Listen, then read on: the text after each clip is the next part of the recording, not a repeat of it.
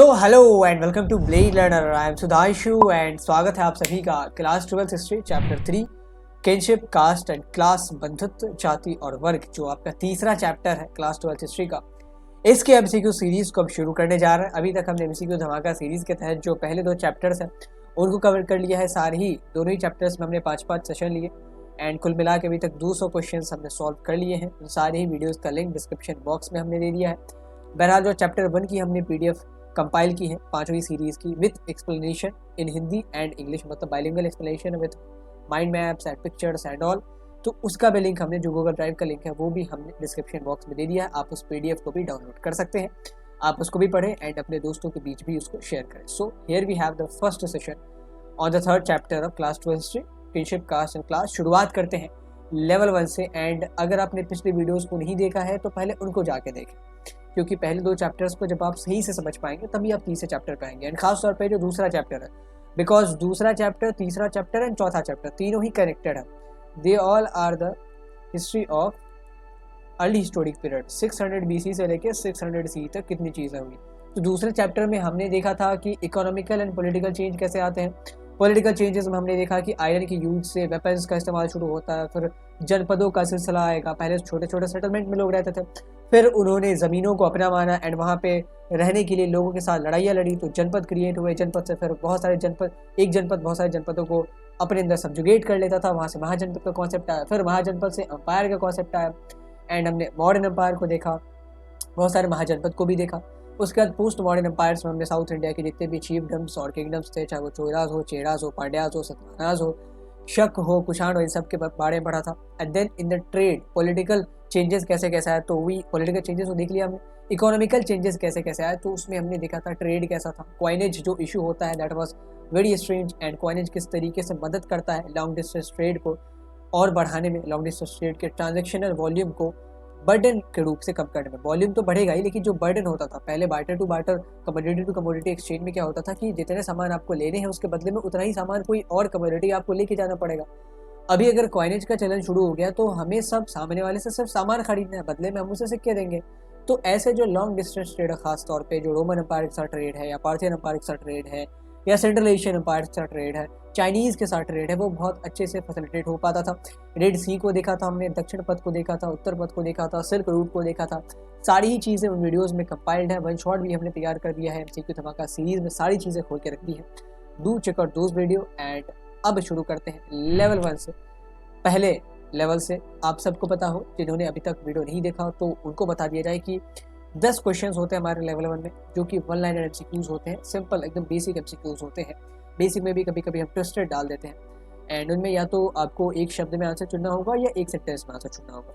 तो starting with the question number 201, 200 question हम already कर चुके हैं, तो ये हम शुरुआत करेंगे अभी 201वें क्वेश्चन से कि who led the project of preparing critical edition of Mahabharata, की महाभारत का समालोचनात्मक संस्करण एक टेक्स्ट है, इसको तैयार करने वाली परियोजना यानी कि प्रोजेक्ट को किसने लीड करा था, किसने नेतृत्व करा था इसका। क्या वो एस एन रॉय थे, क्या वो वी एस सुक्तानकर थे, क्या वो ID बैनर्जी थे, क्या इनमें से कोई नहीं, तीनों में से कोई और होगा, इन तीनों में से कोई नहीं। तो तब आपका आंसर ऑप्शन डी होना चाहिए। सो महाभारत का समालोचनात्मक संस्करण किसने, इस परियोजना को किसने लीड करा था, किसने इसकी नेतृत्व करी, तो एस एन रॉय, वी.एस. सुक्तानकर, ID बैनर्जी या नन ऑफ द अबव। बहुत बेसिक क्वेश्चन है, एकदम आपके बुक के फर्स्ट लाइन से ही निकाल दिया गया, तो सबको पता है इसका उत्तर, और बहुत सारे लोगों ने अभी तक चैट बॉक्स में दे भी दिया है। So the correct answer is वी.एस. सुक्तानकर। हमने एस एन रॉय के बारे में पढ़ा था, तो पहले चैप्टर में वो the story of Indian archaeology नाम से किताब लिखते हैं, जिसमें आर्कियोलॉजिकल सर्वे ऑफ इंडिया के बारे में बहुत बताया गया है। जो पुरातत्व विभाग के लोग इंडस वैली सिविलाइजेशन में चीज़ें रखते हैं उनके बारे में बताया गया है। अर्ली हिस्टोरिक पीरियड के दौरान जो रिसर्च हुआ है उसके बारे में बताया गया है, मतलब उससे रिलेटेड जो रिसर्च है उसके बारे में बताया गया। तो एस एन रॉय उस बुक के लेखक है। एंड ID बैनर्जी राखालदास बैनर्जी है, बस हमने इनका शॉर्ट फॉर्म रख दिया। बहुत सारे लोगों को लगता हो कि कोई अलग स्कॉलर है। He was an archaeologist come historian, ये हिस्टोरियन भी थे, आर्कियोलॉजिस्ट भी थे। प्रोफेशनली ये हिस्टोरियन थे, आर्कियोलॉजिस्ट नहीं थे। ये एसआई में काम नहीं करते थे, ये प्रोफेसर थे इतिहास के। फिर ये बाद में जाते हैं एंड मोहनजोदड़ो को एक्सकेवेट करते हैं। सो ID Banerjee is credited with the excavation of Mohenjodaro and उसके बाद 1922 के करीब ये करते हैं एंड बहुत लैंडमार्क एक अचीवमेंट था। उसके बाद 1924 में हमारे पास जॉन मार्शल आएंगे एंड अनाउंस करेंगे ऑफिशियल इंडस वैली सिविलाइजेशन की डिस्कवरी को। यहाँ पे क्रिटिकल एडिशन ऑफ महाभारत मतलब क्या होता है, ये चैप्टर में बेसिकली आप अर्ली हिस्टोरिक पीरियड के पॉलिटिकल एंड इकोनॉमिकल चेंजेस को देखेंगे, लेकिन उनको देखने का जो हमारा मेन सोर्स होगा दैट आर टेक्स्ट्स। हम टेक्स्ट एंड इंस्क्रिप्शन से जो भी लिखित चीज़ें हैं, ग्रंथों में लिखी गई हैं, चाहे वो धर्मशास्त्र हो, धर्मसूत्र हो, मनुस्मृति हो, महाभारत हो, एंड खास तौर पे महाभारत में बड़ा खासा फोकस रहेगा कि महाभारत में जो चीज़ें हो रही थी, क्योंकि महाभारत को भी ना इसी टाइम पीरियड के दौरान कंपाइल करा जाएगा 500 BC के बाद। तो महाभारत की बहुत सारी चीज़ें ना उस ज़माने की सोसाइटी में इम्पैक्ट करती हैं। महाभारत की बहुत सारी चीज़ें आगे चल के आप पैटोलिनी के कॉन्सेप्ट को देखेंगे, इंडोगैमी एक्सोगैमी के कॉन्सेप्ट को देखेंगे, राक्षस विवाह के कॉन्सेप्ट को देखेंगे, गंधर्व विवाह के कॉन्सेप्ट को देखेंगे। तो ये सारी चीज़ें आगे चल के आपको देखेंगे सोसाइटी में कैसे इसका इम्पैक्ट पड़ रहा है। So we are going to focus in this chapter on the text and the inscription है, उसमें भी महाभारत में बड़ा खासा फोकस रहने वाला।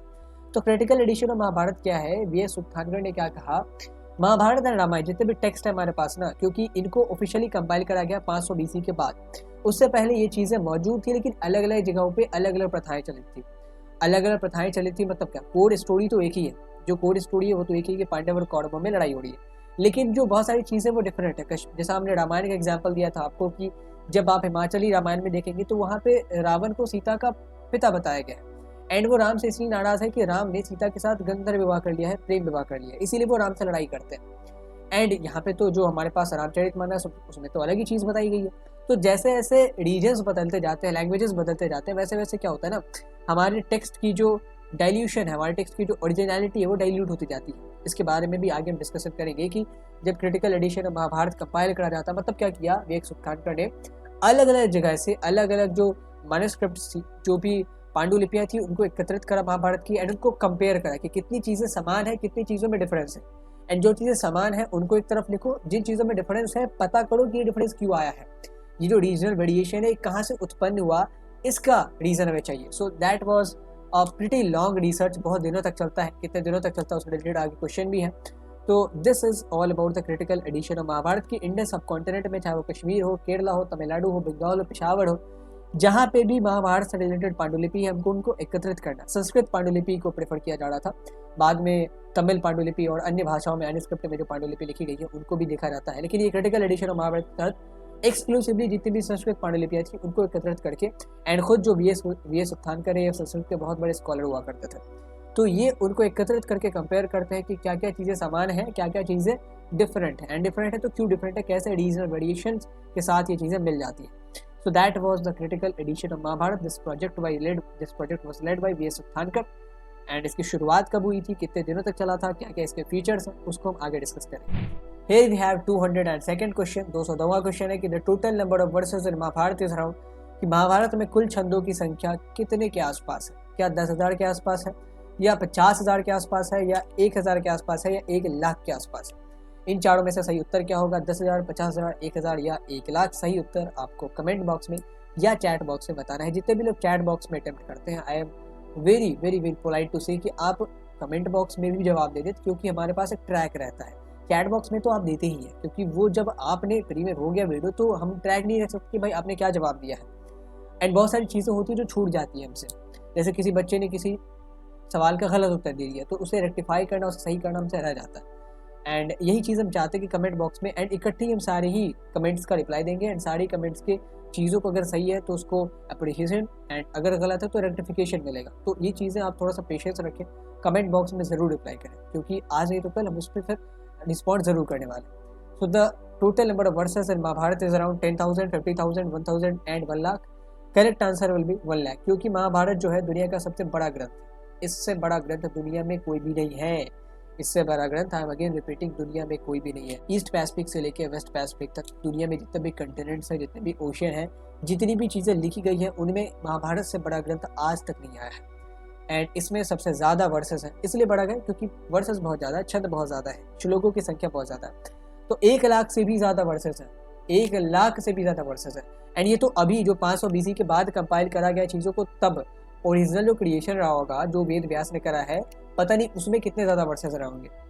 अभी की चीज़ों में तो हो सकता है हमने बहुत चीज़ें मिस कर गई हो, क्योंकि ये क्या महाभारत सारी चीज़ें पहले मौखिक रूप से चलित थी। तो फिर बाद में कहीं की पांडुलिपियों में इसको लिखने का सिलसिला शुरू हुआ।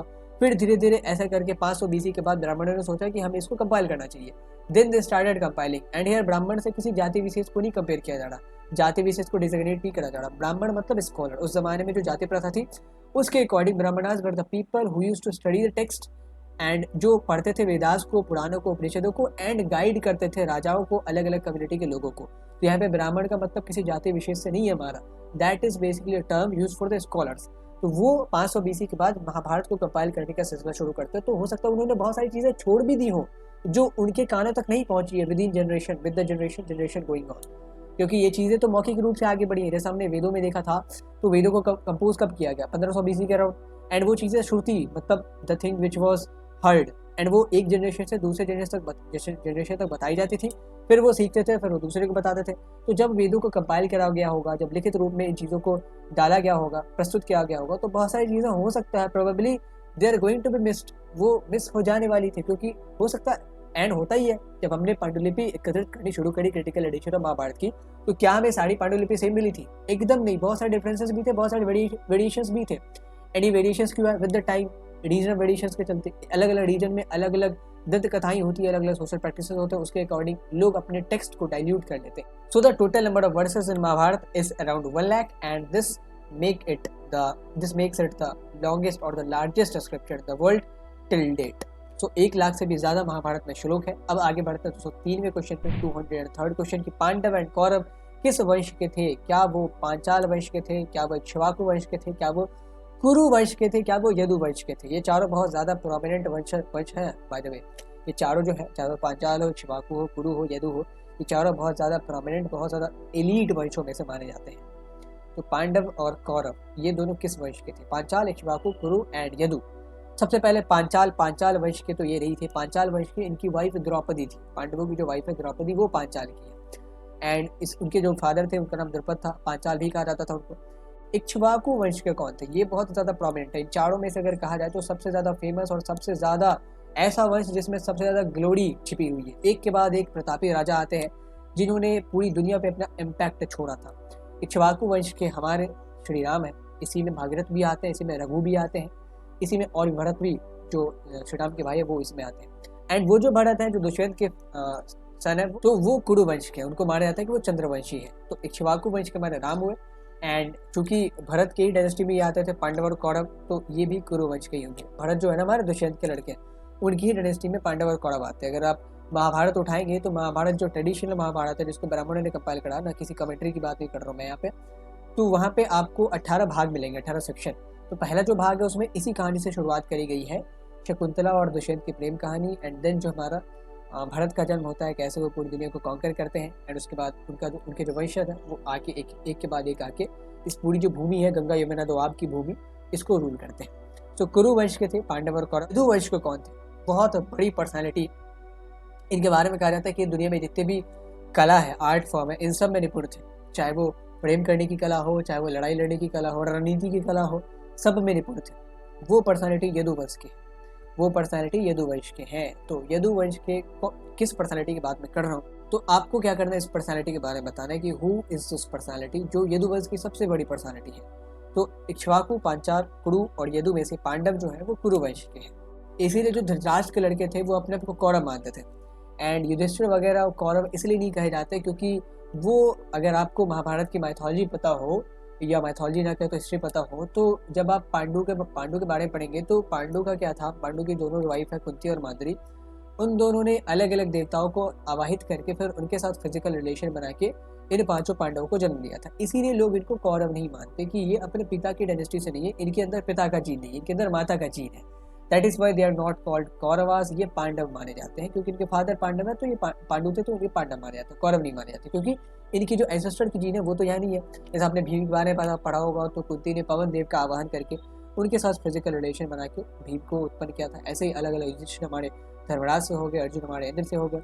एंड जो लास्ट के दोनों हैं हमारे नकुल और सहदेव, वो माद्री जो है वो अश्विनी कुमार, बहुत ज़्यादा सुंदर दिखते हैं वो, तो उनके साथ फिजिकल रिलेशन बना के उन दोनों को उत्पन्न किया गया। So the next question is the system of tracing the descent through the mother is known as, कि माता के माध्यम से अवतरण का पता लगाने की प्रणाली को किस रूप में जाना जाता है, क्या टर्मिनोलॉजी यूज करी जाएगी। मैट्रोनिमिक्स, पैटुलिनी, पॉलीगैमी या मैट्रिलिनी, मातृनाम, मातृवंशिकता या बहुविवाह, इन चारों में से कौन सी जो टर्मिनोलॉजी है उसका मतलब ये हुआ कि कोई आदमी अपने वंश का पता अपनी माता के थ्रू लगाता है कि मैं अपने माता के वंश से बिलोंग करता हूँ। जैसे आज आपसे कोई पूछता है तो you tell them the surname of your father and आप अपने एंसेस्टर का नाम बताते हैं अपने पैटर्नल साइड से। तो कहीं कहीं में ऐसा भी होता है जहाँ पे लोग अपने मैटरनल साइड से अपने एंसेस्ट्री को ट्रेस करते हैं, अपने नाना से, अपने ननिहाल से एंसेस्ट्री को ट्रेस करते हैं। तो उस सिस्टम को क्या कहते हैं? क्या मैट्रोनिमिक्स कहते हैं, क्या पैट्रिलिनी कहते हैं, क्या पॉलीगैमी कहते हैं, क्या मैट्रिलिनी कहते हैं? तो this system is known as matriliny, जहाँ पे लोग अपने मदर के साइड से अपनी एंसेस्ट्री को ट्रेस करते हैं। इसका मतलब क्या होता है? मैट्रिलिनी में क्या हुआ कि जैसा अगर उस ज़माने किसी के पास पुत्री है तो वहाँ जो वेल्थ का बंटवारा होगा वो उसकी पुत्री में भी होगा एंड उसकी पुत्री का वेल्थ उसके बच्चों में बांट दिया जाएगा, उसके बेटों में बांट दिया जाएगा। तो वो जो लड़का है अब वो अपने पिता की तरफ से एंसेस्ट्री न ट्रेस करके अपनी माता की तरफ से एंसेस्ट्री ट्रेस करता है। तो this is the system of मैट्रिलिनी।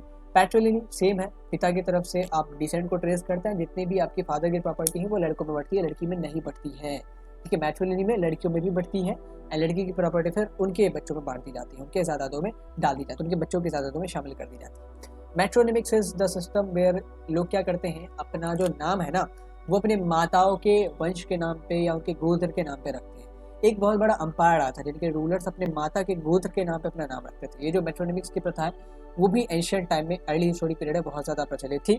Polygamy क्या होता है? जब एक पुरुष बहुत ज़्यादा पत्नियां रखता है, बहुत ज़्यादा विवाह करता है, बहुविवाह का कॉन्सेप्ट। लेकिन ये पुरुष के लिए polygamy is for the man who married different और various women. So this is the concept of matrilineal, polygamy, patrilineal and metronymics। patrilineal में दो चीज़ है, पिता की तरफ से डिसेंट ट्रेस किया जाता है एंड जो पिता की प्रॉपर्टी है वो सन्स बेटों में बटेगी। मैट्रिलिनियल में माता की तरफ से एंसेस्ट्री ट्रेस करी जाती है एंड जो प्रॉपर्टी होती है वो बेटियों में भी बांटी जाती है एंड बेटियों के थ्रू फिर प्रॉपर्टी उनके बच्चों में बांटी जाती है। So this is the system of matrilineal, polygamy, patrilineal and metronymics. अब आगे बढ़ते हैं 205वें क्वेश्चन पे कि dash is the first section of Mahabharata. अभी हमने फर्स्ट सेक्शन के बारे में देखा है कि महाभारत में कुल मिला के 18 सेक्शन 18 खंड है। जैसा आप रामायण पढ़ेंगे, रामचरितमानस पढ़ेंगे, उसमें अलग अलग 3-4 खंड है, वैसे ही महाभारत में भी, क्योंकि ऑब्वियसली भाई महाभारत तो रामायण जितने भी ग्रंथ है, रामायण हो गए, वेदास हो गए, उपनिषद हो गए, सबसे बहुत बड़ा है। 1,00,000 वर्ष से तो 18 खंड एंड एक एक खंड बहुत बड़ा होता है कि किताब की तरह एक एक खंड ही है। तो सबसे पहला खंड कौन सा है जिसमें भरत और दुष्यंत के बारे में बताया गया है, जिसमें शांतनु के बारे में बताया गया है? वो खंड कौन सा, वो सेक्शन कौन सा, क्या नाम है उसका? इसका जिक्र आपकी बुक के सोर्स में दिया हुआ है। क्या उसको वन पर्वन कहते हैं, क्या उसको सभा पर्वन कहते हैं, क्या उसका नाम विराट पर्वन है, क्या उसका नाम आदि पर्वन है? आप अगर थोड़ा सा भी महाभारत की मिथोलॉजी को जानते होंगे तो आप कुछ कुछ ऑप्शंस को तो ट्रेस कर ही सकते हैं, कुछ कुछ ऑप्शंस को तो एलिमिनेट कर ही सकते हैं अगर आप थोड़ी से भी महाभारत की मिथोलॉजी से वाकिफ होंगे तो। क्या वन पर्वन, क्या सभा पर्वन, क्या विराट पर्वन या आदि पर्वन कहते हैं महाभारत के पहले खंड को? तो सबसे पहले सबसे बेसिक ऑप्शन को एलिमिनेट कर ले। विराट के बारे में कब जिक्र आता है? जब पांडवों को अज्ञातवास में जाना होता है तभी वो विराट के शरण लेते हैं। तो विराट पर्वन यानी कि विराट की जो गाथा है उस मतलब पांडवों के अज्ञातवास की जो स्टोरी है वो तो बहुत बाद में आती है। वो तो द्युत क्रीड़ा के बाद आई, वो तो बहुत बहुत बाद आई, लक्षागिरी के बाद, फिर आपके पांडु के मृत्यु के बाद, धृतराष्ट्र के सिंहासन ग्रहण के बाद बहुत बाद आई है। तो विराट पर्वन तो पहला हमारा खंड हो नहीं सकता। फिर सभा पर्वन कौन सा है? जब ज़मीनों का बंटवारा हुआ है एंड युधिष्ठिर को खांडवप्रस्थ मिला जो कि आज की दिल्ली है, फिर वो उसको इंद्रप्रस्थ में तब्दील करते हैं, एक राक्षस को बुलाएंगे। राक्षस सारे खराब नहीं होते थे। किसी दिन आपको राक्षसों और यक्ष के बारे में बताया जाएगा। दोनों ही आप कह लो तो सिनोनिम मान सकते, सिनोनिम नहीं तो दोनों ही, जैसा आपने घोड़े और डोंकी को माना ना, दोनों ही एक ही लीनियर से, एक ही स्पेसी से बिलोंग करते हैं। तो राक्षस और यक्ष दोनों ही आप ऐसा माने दोनों एक ही स्पेसी से बिलोंग करते हैं। ज़रूरी नहीं कि सारे ही राक्षस बुरे हों या सारे यक्ष बुरे हों। तो सभा पर्वन में क्या होता है? जब खांडवप्रस्थ को एक राक्षस की मदद से, माया राक्षस शायद उसका नाम था, उसकी मदद से एक बहुत बड़ा महल बनाते हैं एंड इस इंद्रप्रस्थ की स्थापना करते हैं पांडव। युधिष्ठिर का राज्याभिषेक होगा तो उस सभा का जो वर्णन करा गया है, कैसे इंद्रप्रस्थ की पूरी कहानी है, तो वो उस सभा पर्वन में बताई गई है।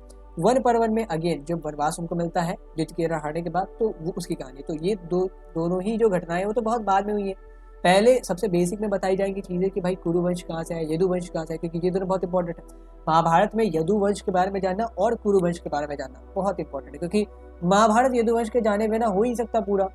यदुवंश में जिस पर्सनैलिटी के बारे में हमने जिक्र करा था वो और कोई नहीं, वो कृष्ण है। कृष्ण ही सारी ही कला में निपुण थे एंड वही यदुवंश से आते हैं, वही हमारे यदुवंश से आते हैं एंड इधर कुरुवंश से हमारे, एंड दोनों ही चंद्रवंशी थे। जैसा आपने सूर्यवंशी और चंद्रवंशी का कॉन्सेप्ट समझा होगा, या अगर किसी दिन टाइम मिलेगा सोशियोलॉजी का सिलेबस खत्म करने के बाद तो सूर्यवंशी और चंद्रवंशी पे भी वीडियो बनाई जाएगी। Suryavanshi was the lineage of Ikshvaku and Chandravanshi Yadu हो गए, भरत हो गए, सारे चंद्रवंशी।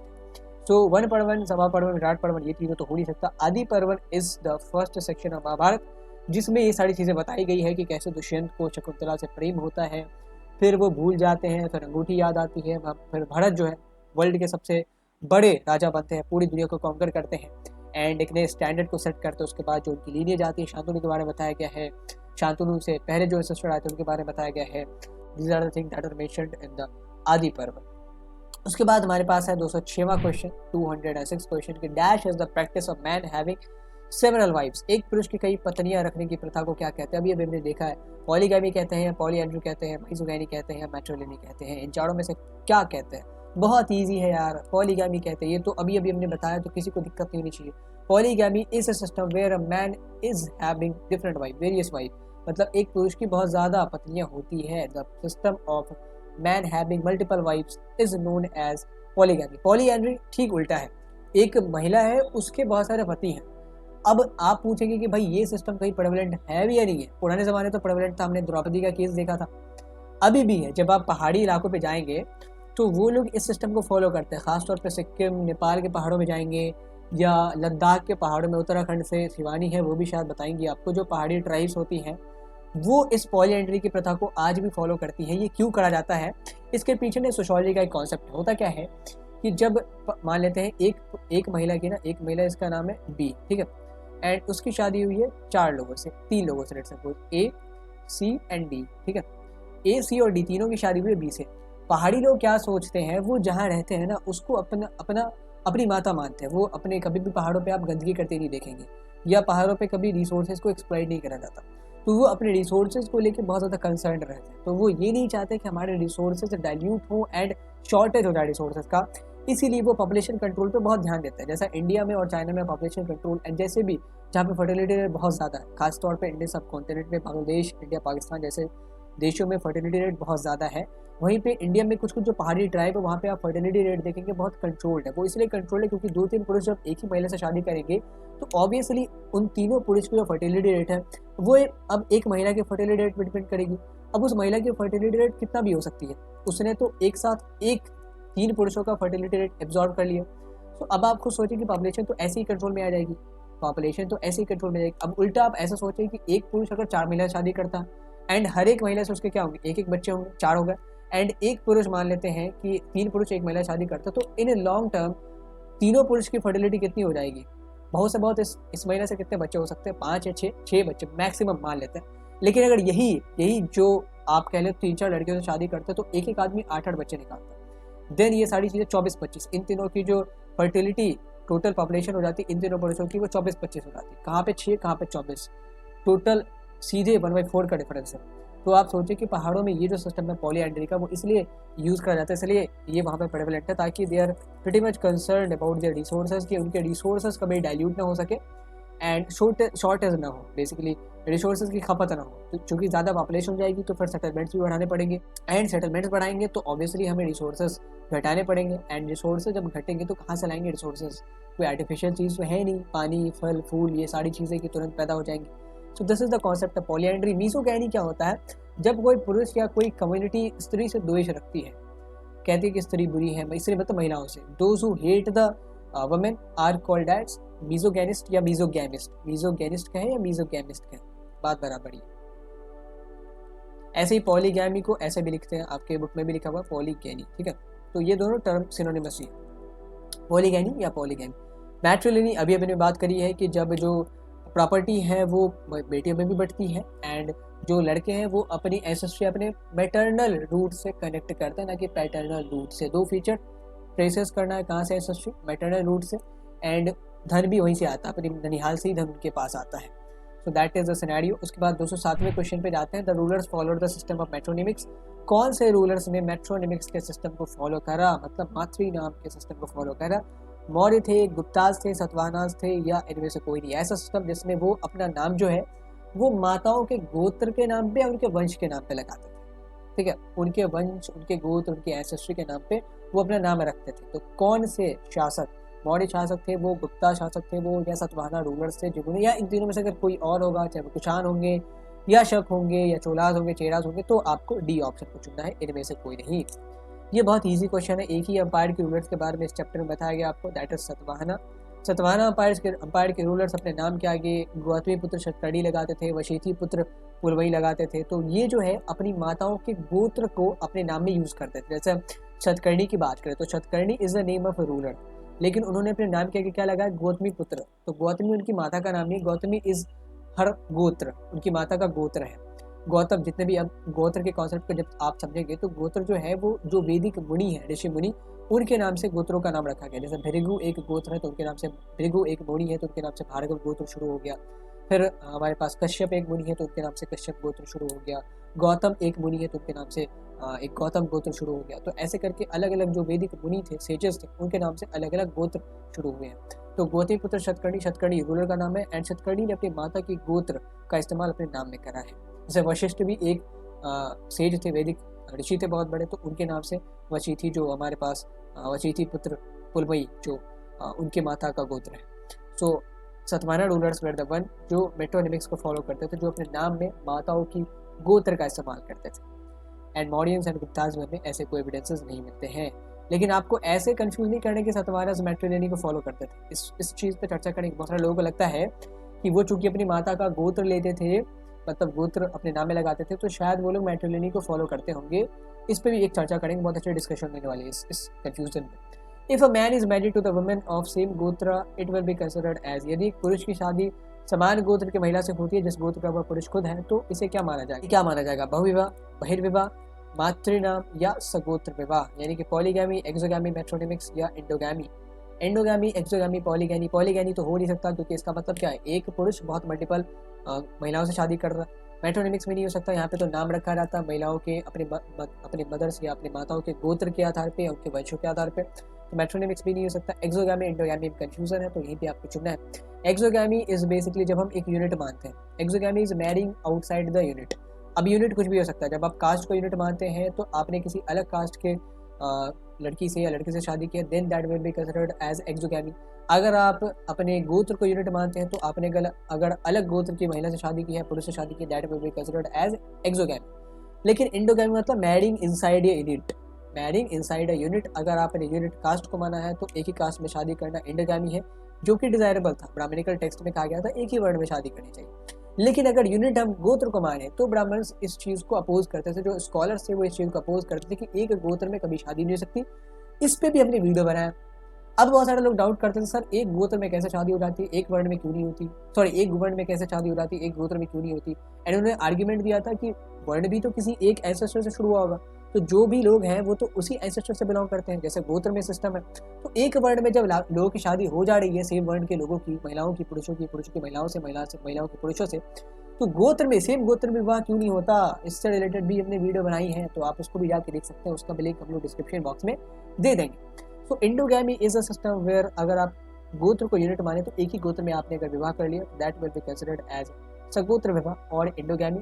एंड अगर आपने एंडोगैमी में यूनिट माना है अपनी कास्ट को, तो सजातीय विवाह, मतलब एक ही कास्ट में आपने शादी कर ली, तो एंडोगैमी वो माना जाएगा।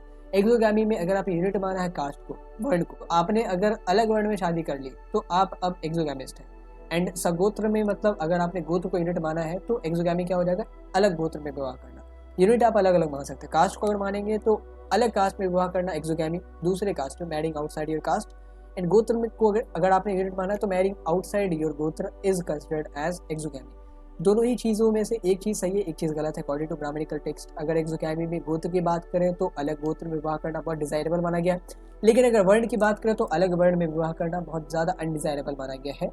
ऐसे ही इंडोगैमी की बात करें स्कॉलर्स के द्वारा उस जमाने की, ऐसे ही इंडोगैमी की बात करें तो अगर यूनिट मानते कास्ट को तो अपने ही वर्ण में शादी करना बहुत ज़्यादा डिजायरेबल माना गया है, वांछनीय माना गया है। एंड अगर बात करें गोत्र की तो अपने ही गोत्र में एक ही गोत्र में विवाह करना बहुत ही ज़्यादा कलंकित माना जाता है। इस कदम को बहुत ही ज़्यादा अनडिजायरेबल माना गया है, अवांछनीय माना गया है, लोग इसे अवॉइड करते हैं उस ज़माने के स्क्रिप्चर्स के according. So that is in the question. इसमें जितने भी टर्म्स थे उसको हमने देखा।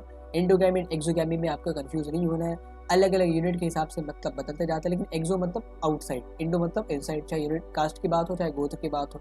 एक गोत्र में विवाह करना है तो इंडो हो गया, एक कास्ट में विवाह करना तो इंडो हो गया, अलग कास्ट या अलग गोत्र है तो एक्सो हो गया। ठीक है, अब 209वें क्वेश्चन पे आते हैं। द कॉन्सेप्ट ऑफ अष्ट विवाह इज प्रिस्क्राइब्ड। हमने विवाहों के बारे में भी देखा था। अष्ट विवाह मतलब 8 प्रकार के विवाह के स्वरूप हैं जिनको एक टेक्स्ट में प्रिस्क्राइब करा गया है, एक टेक्स्ट में जिनकी मेंशन है, उस टेक्स्ट का आपको नाम बताना है। क्या ऋग्वेद में अष्ट विवाह का जिक्र है, क्या विष्णु पुराण में अष्ट विवाह का जिक्र है, क्या उपनिषदों में अष्ट विवाह का जिक्र है, क्या मनुस्मृति में अष्ट विवाह का जिक्र है। ये जो अष्ट विवाह का कॉन्सेप्ट है, इसका कॉन्सेप्ट कहाँ से आया है? क्या ऋग्वेद से आया है, या विष्णु पुराण से आया है, या उपनिषद से आया है, या मनुस्मृति से आया है? सही जवाब आप चैट बॉक्स या कमेंट बॉक्स दोनों ही जगह पे दे सकते हैं। पहले चैट बॉक्स में दे दें, फिर कमेंट बॉक्स में दे दें। तो अष्ट विवाह की जो अवधारणा है वो मनुस्मृति से आई है। मनुस्मृति बेसिकली जब 500 BC के बाद महाभारतों को भी कंपाइल किया जाएगा, तो ब्राह्मणों ने सोचा, जो स्कॉलर्स हैं उन्होंने सोचा, चूंकि अब सोसाइटी जो है वो मिक्सअप होती जा रही है, अलग अलग अर्बन सेंटर्स डेवलप हो रहे हैं, इसीलिए हमें एक कोड ऑफ कंडक्ट बनाने की ज़रूरत है, एक आचार संहिता बनाने की ज़रूरत है। इसीलिए उन्होंने धर्मशास्त्र और धर्मसूत्रों को लिखना शुरू करा। हमने पिछले चैप्टर में भी देखा था। धर्मसूत्र तो अभी तक बहुत कमी बचे, Dharmashastra is basically the successor of Dharmasutra. पहले धर्मसूत्र को लिखा गया, फिर उसको एलैबोरेटली धर्मशास्त्र में तब्दील किया गया। तो उन्हीं धर्मशास्त्र में बहुत सारी स्मृति आती है।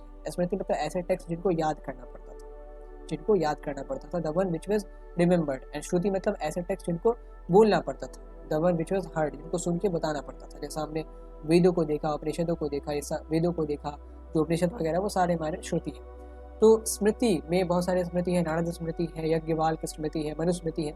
सबसे फेमस है मनुस्मृति, क्योंकि मनुस्मृति ओवरऑल एक कोड ऑफ कंडक्ट दे देती है अलग अलग क्लासेस के लिए कि क्या क्या करना है, क्या नहीं करना है, डूज एंड डोंट्स। तो उसमें विवाह के बारे में भी बताया गया। 8 विवाह के प्रकार बताए गए हैं, जिनमें कुछ विवाह के प्रकार इलिजिटिमेट माने गए हैं, अवैध माने गए, कुछ विवाह के जो प्रकार है वो वैध माने गए। अष्ट विवाह के बारे में आगे भी क्वेश्चन है, तो वहाँ पे हम आपको 8वें प्रकार से अवगत करवा देंगे क्या क्या 8 प्रकार है, एंड किन किन प्रकार को इलिजिटिमेट माना गया, किन किन प्रकार को लेजिटिमेट माना गया है। सो दिस कॉन्सेप्ट बहरहाल is coming from the Manusmriti, ये मनुस्मृति से आता है। बाकी उपनिषद, विष्णु पुराण और ऋग्वेद से अष्ट विवाह का कोई भी लेना देना नहीं है। उसके बाद last question of level 1 is the gotra mentioned in brahmanical text has derived their names from. ब्राह्मणवादी ग्रंथों में जो वर्णित गोत्र हैं उनके नाम कहाँ से लिए गए हैं? क्या ऋग्वैदिक देवताओं से उनके नाम लिए गए हैं? क्या प्राचीन राजाओं से, जो प्रतापी राजा थे, भरत थे, इक्ष्वाकु थे, रघु थे, भागीरथ थे, उनसे नाम लिए गए हैं? या वैदिक ऋषि, जो बड़े बड़े ऋषि हुए थे, उनसे नाम लिए गए हैं? वैदिक एरा की वैदिक नदियाँ, जो सरस्वती थी, सिंधु थी, रावी थी, इनसे हमारे गोत्रों के नाम डिसाइड करे गए, डिराइव करे गए। तो इसका भी जवाब हमने सेशन के दौरान ही बता दिया है, तो आपको दिक्कत नहीं होनी चाहिए। गोत्र का जो भी नाम है, चाहे वो गोत्र गौतम गोत्र हो, भार्गव गोत्र हो, कश्यप गोत्र हो, इन सारी प्रजापति गोत्र हो, इन सारी गोत्रों का जो डेरिवेशन है वो वैदिक ऋषियों से, जो वैदिक एरा के इंपॉर्टेंट सेजेस थे उनके नाम से, जो जो उनके एंसेस्टर हुए तो अब उनके गोत्र होंगे। लाइक प्रजापति ऋषि होंगे तो जो उनके एंसेस्टर होंगे वो प्रजापति गोत्र के होंगे। जैसे भृगु ऋषि की बात करें तो उनके जो एंसेस्टर होंगे वो भार्गव गोत्र के होंगे। तो वैदिक ऋषियों से जो गोत्र है उनका नाम डिराइव किया है, ना कि प्राचीन राजाओं से, प्राचीन ऋग्वैदिक देवताओं से। आपको 2 ऋग्वैदिक देवताओं का भी नाम बताना है इसके साथ। चलिए, इस क्वेश्चन में एक हमने एडिशनल बर्डन डाल दिया आपके ऊपर कि अब आपको 2 ऋग्वैदिक देवताओं का नाम बताना है जिनको पूजा जाता था, जिनकी वर्शिप होती थी। वैदिक नदियाँ, 2 वैदिक नदियाँ तो हमने बता ही दिया, इंडस और रावी। इसके अलावा 2 हमें बताया, 2 और वैदिक नदियाँ, जिसको सप्त सिंधु कहते थे हम लोग। 2 और वैदिक नदियाँ, एंड एक सबसे इंपॉर्टेंट डिवाइन रिवर थी जिसको सूखने का कारण ये भी बताया जाता है, जिसको सूखने के चलते ये बताया जाता है कि शायद इंडस वैली सिविलाइजेशन का डिक्लिनेशन हुआ था, पतन हुआ था। तो उस नदी का भी नाम बताना है, जिस नदी के बारे में भी हमने जिक्र कराया कि जिसके सूखने के चलते ऐसा माना गया कि इंडस वैली सिविलाइजेशन पतन कर गया, खत्म हो गया। तो 2 वैदिक नदी का नाम बताना apart from Indus and Ravi, and 2 आपको ऋग्वैदिक देवताओं का भी नाम बताना है। तो ये जो गोत्र का कॉन्सेप्ट है वो वैदिक ऋषियों के नाम से आया, जैसे प्रजापति हो गया, भार्गव हो गया, भृगु से भार्गव, फिर कश्यप से कश्यप, गौतम से गौतमी, वशिष्ठ से वशिष्ठी। तो इस प्रकार से हमारे अलग अलग गोत्र हैं। तो that is all in the level 1। अब आगे बढ़ते हैं लेवल 2 को देखते हैं। होप कि आपने लेवल में सारे ही क्वेश्चंस को अटेम्प्ट करा होगा। बहुत ही प्रीमियम क्वालिटी के क्वेश्चंस हैं एंड बहुत ही ज़्यादा हम आपको एक लेवल से दूसरे लेवल तक लेके जाते हैं। That is basically level 1 is warm up, फिर आपकी स्ट्रेचिंग होती है लेवल 2 में। लेवल 3 में आप वेट उठाते हैं, वेट लिफ्टिंग करते हैं, भारी चीज़ों को करते हैं। तो अब शुरुआत करते हैं लेवल 2 की। अब शुरुआत करते हैं लेवल 2 की। होप कि आपने लेवल 1 में सारे ही क्वेश्चंस को अटेम्प्ट किया होगा। And now starting the level 2 with the question number 211। 211वें क्वेश्चन से शुरुआत करते हैं कि which of the following statements regarding the critical edition of Mahabharata की महाभारत के समालोचनात्मक होगा यहाँ पे, समालोचनात्मक संस्करण के संबंध में निम्नलिखित में से कौन सा कथन सही है, इज करेक्ट। तो यहाँ पे 4 कथन दिए गए हैं। It took 47 years to complete, 47 साल लगे पूरा होने में। Researchers collected the Sanskrit manuscripts from the regions throughout the Indus subcontinent and compared के शोधकर्ताओं ने पूरे भारतीय महाद्वीप से संस्कृत में लिखी गई पांडुलिपियों को एकत्र करा एंड देन उसकी तुलना करी and it was published in multiple volumes, बहुत अलग अलग पृष्ठों वाले खंड में पब्लिश हुआ। टोटल 13,000 से भी ज़्यादा पेजेस थे, पृष्ठ थे। उसके बाद इट वॉज स्टार्टेड इन 1919 की ये जो प्रोजेक्ट है उसकी शुरुआत 1919 में हुई। तो इन चारों में से कौन सा स्टेटमेंट सही है? क्या पहला और दूसरा दोनों सही है, या पहला दूसरा तीसरा तीनों सही है, या पहला दूसरा तीसरा चौथा चारों ही स्टेटमेंट सही है, या पहला दूसरा चौथा ये तीनों स्टेटमेंट सही है? सही जवाब comment box and chat box दोनों ही जगह आपको देना है। इन चारों में से कौन सा जो ऑप्शन है वो सही है, इन चारों स्टेटमेंट को देखने के बाद आपको चुनना है। सो होप कि आपने सही जवाब दे दिया होगा। सबसे पहले शुरुआत करते हैं पहले स्टेटमेंट से कि इसे पूरा होने में 47 साल लगे थे। दैट इज एब्सोल्युटली ट्रू, ये एकदम सही है। वास्तविकता में 47 साल ही लगे थे। फिर शोधकर्ताओं ने इसमें क्या करा था, अलग अलग संस्कृत पांडुलिपियों को अलग अलग जगहों से, केरला से, तमिलनाडु से, कश्मीर से, उड़ीसा से, बंगाल से एकत्रित करा एंड देन उसको कंपेयर करा। जब उसको कंपेयर करा तो क्या होता है कि बहुत सारी चीज़ें समान थी, बहुत सारी चीज़ें सिमिलर थी। तो उन्होंने सिमिलर चीज़ों को एक जगह लिखा एंड उनको अलग अलग वॉल्यूम से पब्लिश करा जो 13,000 पेजेस से भी ज़्यादा एक्सीड कर दी। एंड बहुत सारी चीज़ें डिफरेंट थी, तो उन्हीं वॉल्यूम्स में जिसमें वो सेम चीज़ों को लिख रहे थे उसके नीचे अपेंडिसेस के रूप में उन्होंने डाल दिया। अगर उसको डाल दे तो 2.5 साढ़े 6 7 8 पेजेस तो उसके अलग से बन जाएंगे। तो बहुत सारी चीज़ें सिमिलर थी, बहुत सारी चीज़ें अलग भी थी। एंड जो सिमिलर चीज़ें थी, जो अलग चीज़ें थी, वो ऐसा क्यों था? बहुत सारी चीज़ें सिमिलर क्यों थी, बहुत सारी चीज़ें अलग क्यों थी? इसके पीछे रीज़न ये है कि विद द टाइम क्या होता है, लोग किसी एक फिक्स चीज़ को, यूनिवर्सल चीज़ को अपने ट्रेडिशन के अराउंड मोल्ड कर लेते हैं, अपने ट्रेडिशन के अराउंड, अपने थॉट प्रोसेस के अराउंड मोल्ड कर लेते हैं। जो चीज़ें सिमिलर है हर एक जगहों पे, तो वो तो आप मान लें यूनिवर्सली ट्रुथ है।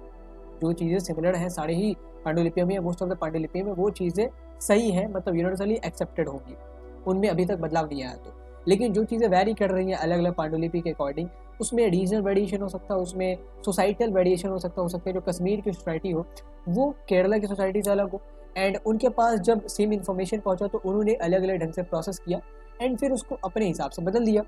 तो इसीलिए वेरिएशंस में मिले, हमें सिमिलैरिटी भी मिली। एंड चूंकि इसमें सिर्फ संस्कृत मैन्युस्क्रिप्ट को रखा गया है, बाद में जब इस प्रोजेक्ट को कंप्लीट करा गया तो उसके बाद तमिल जो पांडुलिपियाँ हैं या कन्नड़ पांडुलिपियाँ महाभारत की, उसको भी हमने स्टडी करा था। And then we good to know about कि बहुत सारी चीज़ें जो सिमिलर थी संस्कृत मैन्युस्क्रिप्ट में, उनमें भी खराबी है। उनमें भी हमने तमिल मैन्युस्क्रिप्ट में या कन्नड़ मैन्युस्क्रिप्ट में जब चीज़ों को देखा तो देखा कि उनमें एकदम अलग चीज़ लिखी हुई है उनसे। तो सबसे पहला जो चीज़ यहाँ पे आता निकल के, जब ये समालोचनात्मक संस्करण निकलता है तो उसमें सबसे बड़ा जो कंक्लूजन निकल के सामने आया कि जब किसी भी टॉपिक पे आपको रिसर्च करना हो तो आप उस टॉपिक पे रिसर्च करते वक्त चीज़ों को फेस वैल्यू पे ना लें। फेस वैल्यू मतलब जैसा एक क्रिकेट का एग्जांपल लेते हैं। लेट्स सपोज क्रिकेट में क्या है, बहुत दिनों तक ना एमएस धोनी की अगर बात करें तो उनकी एवरेज 50 की थी वनडे में, ओडीआई में। अब उनकी एवरेज 50 की थी, दैट डज नॉट मीन कि हर एक मैच में वो आके 50 बनाते थे। जब मैं छोड़ा था तो एमएसडी की एवरेज देख के मेरे को लगता था कि भाई ये जो आदमी है वो तो सबसे लास्ट में उतरता, 6 या 7वें नंबर पे, फिर वो कैसे 50 की एवरेज मेंटेन करता, जबकि वो तो 20-25 रन बनाते हैं या कभी कभी वो सेंचुरीज लगाते हैं। तो बाद में एंड अगर कोई इसको फेस वैल्यू पे ले जो कि सही है, तो 50 का एवरेज मतलब क्या, हर एक मैचेस में आपने 50-50 बनाया तभी आपको 50 एवरेज होगा। बाद में पता चला कि ये क्या करते हैं, बहुत सारे मैचेस में नॉट आउट भी रहता है। तो जब आप नॉट आउट रहता है तो क्या होता है ना, आपका एवरेज एडजस्ट हो जाता है। आपने एक मैच में 0 बनाया, एक मैच में 25 नॉट आउट है, तो 25 नॉट आउट को तो हम नहीं गिन सकते, बिकॉज हमने तो ये मान ही लगा कि आप पूरे मैच में बिना आउट हुए आप अगर नाबाद रहते, दैट इज नॉट मीन कि हमें उसको जोड़ना है। आप उस हिसाब से प्रोबेबिलिटी के अनुसार उसको एडजस्ट कर लिया जाता है, तब जाके इनका 50 का एवरेज बनता था। ठीक है, तो इसीलिए चीज़ों को जब आप फेस वैल्यू पे लेते हैं तो आप बहुत सारी जो सतही चीज़ें हैं, सरफेस पे जो चीज़ें, जो डीप सरफेस पे चीज़ें होती है, उनको भूल जाते हैं। तो ये जो समालोचनात्मक संस्करण तैयार हुआ, क्रिटिकल एडिशन तैयार हुआ, इसने जितने भी रिसर्चर थे अलग अलग टेक्स्ट के ऊपर, उनको सबसे बड़ा मैसेज ये दिया कि आप जब भी इन टॉपिक्स पर रिसर्च करें, जो पुरानी टॉपिक्स हैं जिनके बारे में अलग अलग पांडुलिपि में अलग अलग स्क्रिप्ट में चीज़ें लिखी गई हैं, आपका सबसे पहला काम होना चाहिए कि आप फेस वैल्यू पे चीज़ों को ना लें, आप सीधे एक्सेप्ट ना करें जब तक आपने एक चीज़ पढ़ी कि भाई सेम गोत्र में विवाह पॉसिबल नहीं था, नहीं होता। लेकिन यही चीज़ हमने साउथ इंडिया में देखा, बहुत सारे लोग अपने ही गोत्र में शादी कर लेते हैं, अपने गोत्र छोड़े अपने रिश्तेदारों में शादी कर लेते हैं। तो ये चीज़ कैसे पॉसिबल हो पाई? तो तब हमें पता चला कि प्रोबेबली ये जो ब्राह्मणिकल फिलॉसफीज़ हैं, ये जो ब्राह्मणिकल कोड ऑफ कंडक्ट है, वो कहीं कहीं किसी जगहों पे लागू नहीं किए जाते होंगे, या कहीं कहीं उनको लागू करने से लोगों ने मना कर दिया होगा। That is why it is possible कि लोग अपने किन फोक्स में ही शादी कर लेना, अपने रिश्तेदारी में ही शादी कर लेना। So this is the scenario. So never take anything at the face value when you are researching upon a certain topic. अगर आपको भी बताया जाए कि भाई आपको तालिबान पे रिसर्च तैयार करके प्रोजेक्ट बनाना है, तो आप जितनी भी चीज़ें देखेंगे तालिबान में कि भाई ये हो रहा वो हो रहा, तो आप फेस वैल्यू पे ना लें।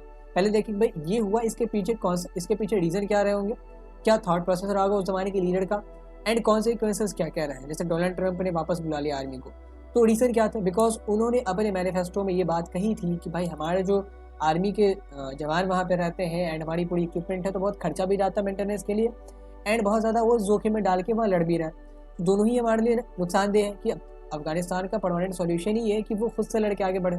तो उसके लिए उन्होंने क्या करा, अपनी आर्मी बुला ली। जो इक्विपमेंट्स वहाँ पे हैं वो मेंटेन होने के चक्कर में अलग खर्चा जाता है, वो खर्चा जो अमेरिकन पॉपुलेशन है उसके बेटरमेंट के लिए, उसके स्टैंडर्ड ऑफ लिविंग बढ़ाने के लिए खर्च किया जाए तो बेहतर होगा। जो आर्मी के लोग वहाँ लड़ रहे हैं वो बहुत ज़्यादा बढ़ भी रहे हैं, जोखिम भी उठा रहे हैं, क्योंकि बार बार तालिबान का अटैक होता है।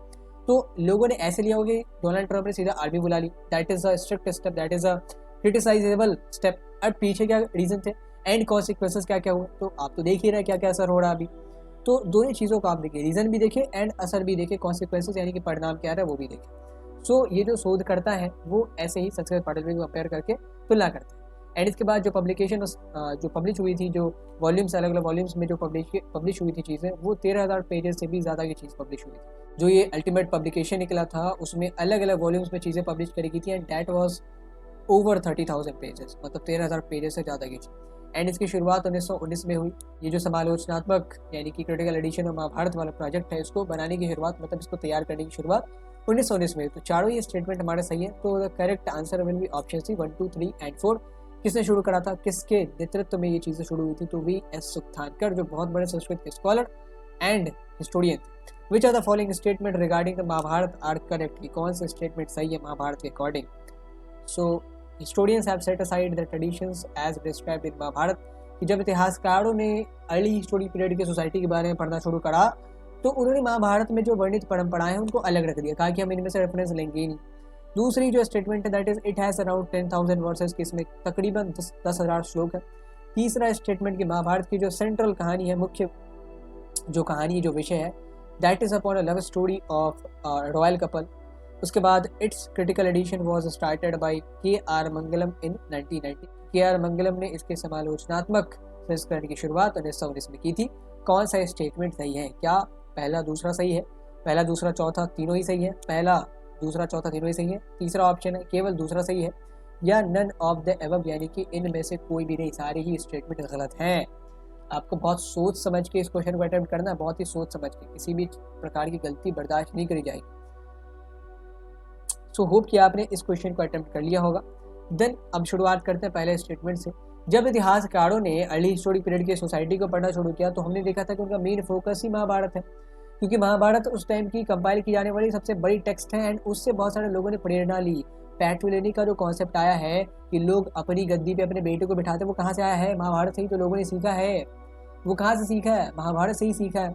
एंड जैसे हमने गंधर्व विवाह का कॉन्सेप्ट देखा, वो कहाँ से आया है, गंधर्व विवाह के ढेर एग्जाम्पल है महाभारत में, बहुत सारे अधेर एग्जाम्पल है। ठीक है, जैसा आप उलूपी नागकन्या उलूपी की बात करें, अर्जुन की बात करें, अर्जुन सुभद्रा की बात करें, वो एक कॉन्सेप्ट है राक्षस विवाह का, कि जो पुरुष और महिला दोनों ही राजी हैं, लेकिन जो महिला है वो अपने परिवार के खिलाफ जाके भाग के शादी करती है, दैट इज राक्षस विवाह। तो ये अलग अलग सोसाइटल कॉन्सेप्ट महाभारत से निकल के सामने आ रहे थे, जिनको लोग फॉलो कर रहे थे। तो महाभारत तो हमारा सेंट्रल फोकस है इस पूरे रिसर्च का, जो हम अर्ली हिस्टोरिक पीरियड की सोसाइटी के बारे में रिसर्च करते हैं, तो महाभारत को तो मुख्य धारा में रखते हैं, इनको अलग कैसे रख सकते हैं। This statement is incorrect. फिर 10,000 श्लोक नहीं है, 1,00,000 श्लोक है, तो ये स्टेटमेंट भी इनकरेक्ट हो गया। महाभारत में जो मेन कहानी वो क्या है, पांडव और कौरव लड़ रहा है, एक साम्राज्य के एक ही शाही खानदान के लोग एक दूसरे के खिलाफ तलवारें उठा रहे हैं। That is the central theme of Mahabharata, ना कि किसी रॉयल कपल की लव स्टोरी बताई जानी है। तो तीसरा स्टेटमेंट भी गलत है। चौथा स्टेटमेंट की इसके समालोचनात्मक संस्करण की शुरुआत यानी कि क्रिटिकल एडिशन की शुरुआत K.R. मंगलम द्वारा 1919 में करी गई थी। तो 1919 में तो करी ही गई थी, लेकिन V.S. सुक्थानकर के द्वारा करी गई थी, ना कि K.R. मंगलम के द्वारा। तो ये भी स्टेटमेंट हमारा गलत है, यानी कि ऊपर के चारों ही स्टेटमेंट गलत है, तो कोई भी सही नहीं है। Correct answer will be option D की नन ऑफ द अबव। इन चारों में से, उपरोक्त में से सारे ही स्टेटमेंट गलत है, कोई भी सही नहीं है। That is the scenario. इसके अलावा हमारे पास अगला क्वेश्चन आता है, यहाँ पे एक एग्जर्प्ट है, आपको बताने की इस एग्जर्प्ट का सोर्स क्या है। पहले एग्जर्प्ट पढ़ते हैं। आई फ्री हर फ्रॉम हेयर, मैं उसे यहाँ से मुक्त करता हूँ, बट नॉट फ्रॉम देयर, लेकिन वहाँ से नहीं। मैंने उसे मजबूती से बांधा, I have bound her firmly there, so that through the grace of Indra, ताकि वो इंद्र की कृपा से उसके उत्तम पुत्र हो एंड उसे अपने पति के प्रेम का सौभाग्य प्राप्त हो। To be fortunate in her husband's love, कि वो उसको अपने पति के प्रेम का सौभाग्य प्राप्त हो। आपको ये सबसे पहले बताना है कि किस सोर्स से लिया गया है, what is the text that from that this source has been taken, कहाँ से ये सोर्स लिया गया है। एंड इसमें जो क्वेश्चन है आपका, ये तो आपको बेसिकली बताना है कि ये जो टेक्स्ट है वो, ये जो सोर्स है वो किस टेक्स्ट से लिया गया है, किस स्क्रिप्चर से लिया गया है। एंड ये जो 213वां क्वेश्चन है वो ये बताना है कि आपने सोर्स को पढ़ लिया, यहाँ पे वो किसी को मुक्त कर रहा है, कहीं से बांध रहा है, बांधने के लिए कह रहे हैं कि आपको पुत्र प्राप्त हो, तो बेसिकली जिनको बांध रहे हैं वो कोई महिला है एंड आपको पति के प्रेम का सौभाग्य प्राप्त हो तो कोई महिला ही है। तो विच कॉन्सेप्ट इज हाईलाइटेड है, यहाँ पे किस कॉन्सेप्ट के ऊपर प्रकाश डाला गया है, क्या पॉलीगैमी के ऊपर प्रकाश डाला गया है, या मोनोगैमी के ऊपर प्रकाश डाला गया है, या पैट्रिलिनी के ऊपर प्रकाश डाला गया है, या नन ऑफ द अबव, इनमें से किसी भी कॉन्सेप्ट के ऊपर प्रकाश नहीं डाला गया है, हाईलाइटेड नहीं किया गया है, कोई और कॉन्सेप्ट हाईलाइटेड है या कोई भी कॉन्सेप्ट इनमें से हाईलाइटेड नहीं है। बहुत सोच समझ के तीनों ही कॉन्सेप्ट को, अब आपको तीनों चीज़ें पता है, पॉलीगैमी, मोनोगैमी, पैट्रिलिनी क्या होता है आपको। मोनोगैमी मतलब क्या, जब एक पुरुष एक ही महिला से शादी करता है, दैट इज मोनोगैमी। पॉलीगैमी मतलब मल्टीपल वाइफ्स, मोनोगैमी मतलब सोल वाइफ, एक ही वाइफ है। तो इन तीनों कॉन्सेप्ट को ध्यान से समझें एंड एक बार इस एग्जैम्पल को पढ़े, एक बार इस अंश को पढ़े एंड फिर उसके बाद आप अपने आंसर को हमें कमेंट बॉक्स या चैट बॉक्स में बताएं। आई फ्री हर फ्रॉम हेयर, मैं उसे यहाँ से मुक्त करता हूँ, लेकिन वहाँ से नहीं, मैंने उसे वहाँ मजबूती से बांधा है।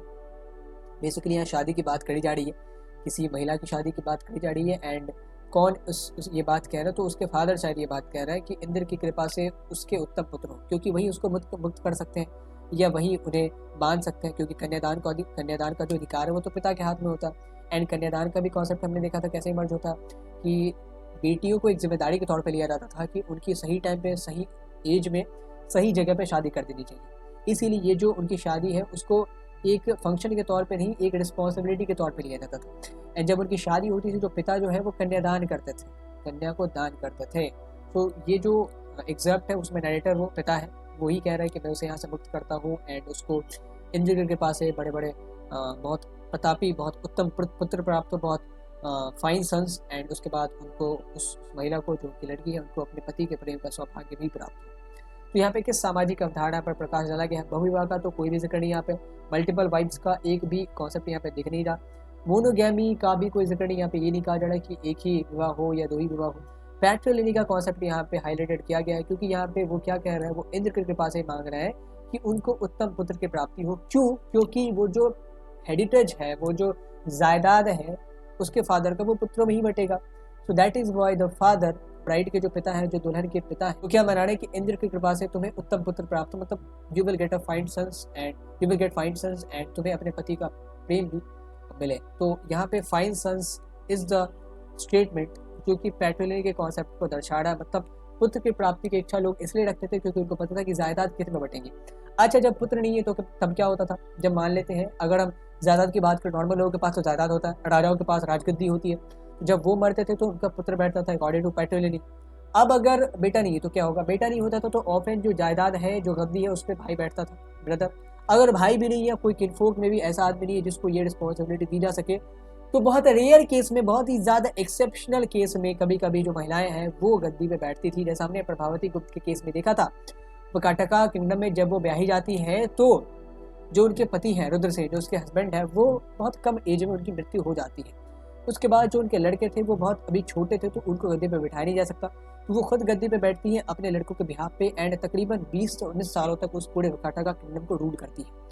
सो प्रभावती गुप्ता वॉज एक्सेप्शन, जब अब बेटा भी नहीं है, भाई भी नहीं है, कोई ऐसा लायक आदमी भी नहीं जिसको गद्दी बिठाया जा सके, तब महिलाओं को गद्दी पर बैठाया जाता था। But that was very very very rare. जैसे प्रभावती गुप्त का एग्जांपल है, वैसा एग्जांपल कहीं नहीं मिलता हमें उस जमाने की हिस्ट्री में।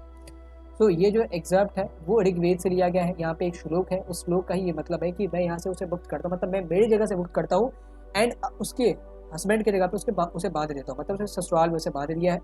एंड मेरी ब्लेसिंग्स ये है कि उसे इंद्र की कृपा से अच्छे पुत्र प्राप्त हो, अच्छे fine sons, she will have fine sons and be fortunate in her husband's love, कि उसे पति के प्रेम का सौभाग्य प्राप्त। कितनी अच्छी वर्ड है उसकी रानी, पति के प्रेम का सौभाग्य प्राप्त हो, उत्तम पुत्र हो, फाइन सन्स मेरे।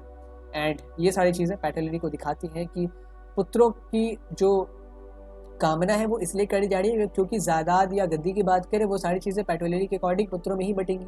अगर बेटियां हैं तो भाई ले लेगा, या तो कोई और किन्फॉर्म ले लेगा। बहुत रेयर केस में, रेयरेस्ट केस में होता ऐसा था कि बेटे को गद्दे बिठाया जाता था या उनको जायदाद में हिस्सेदारी दी जाती थी according to the system of patriliny. Matriliny में ठीक उल्टा सिस्टम था।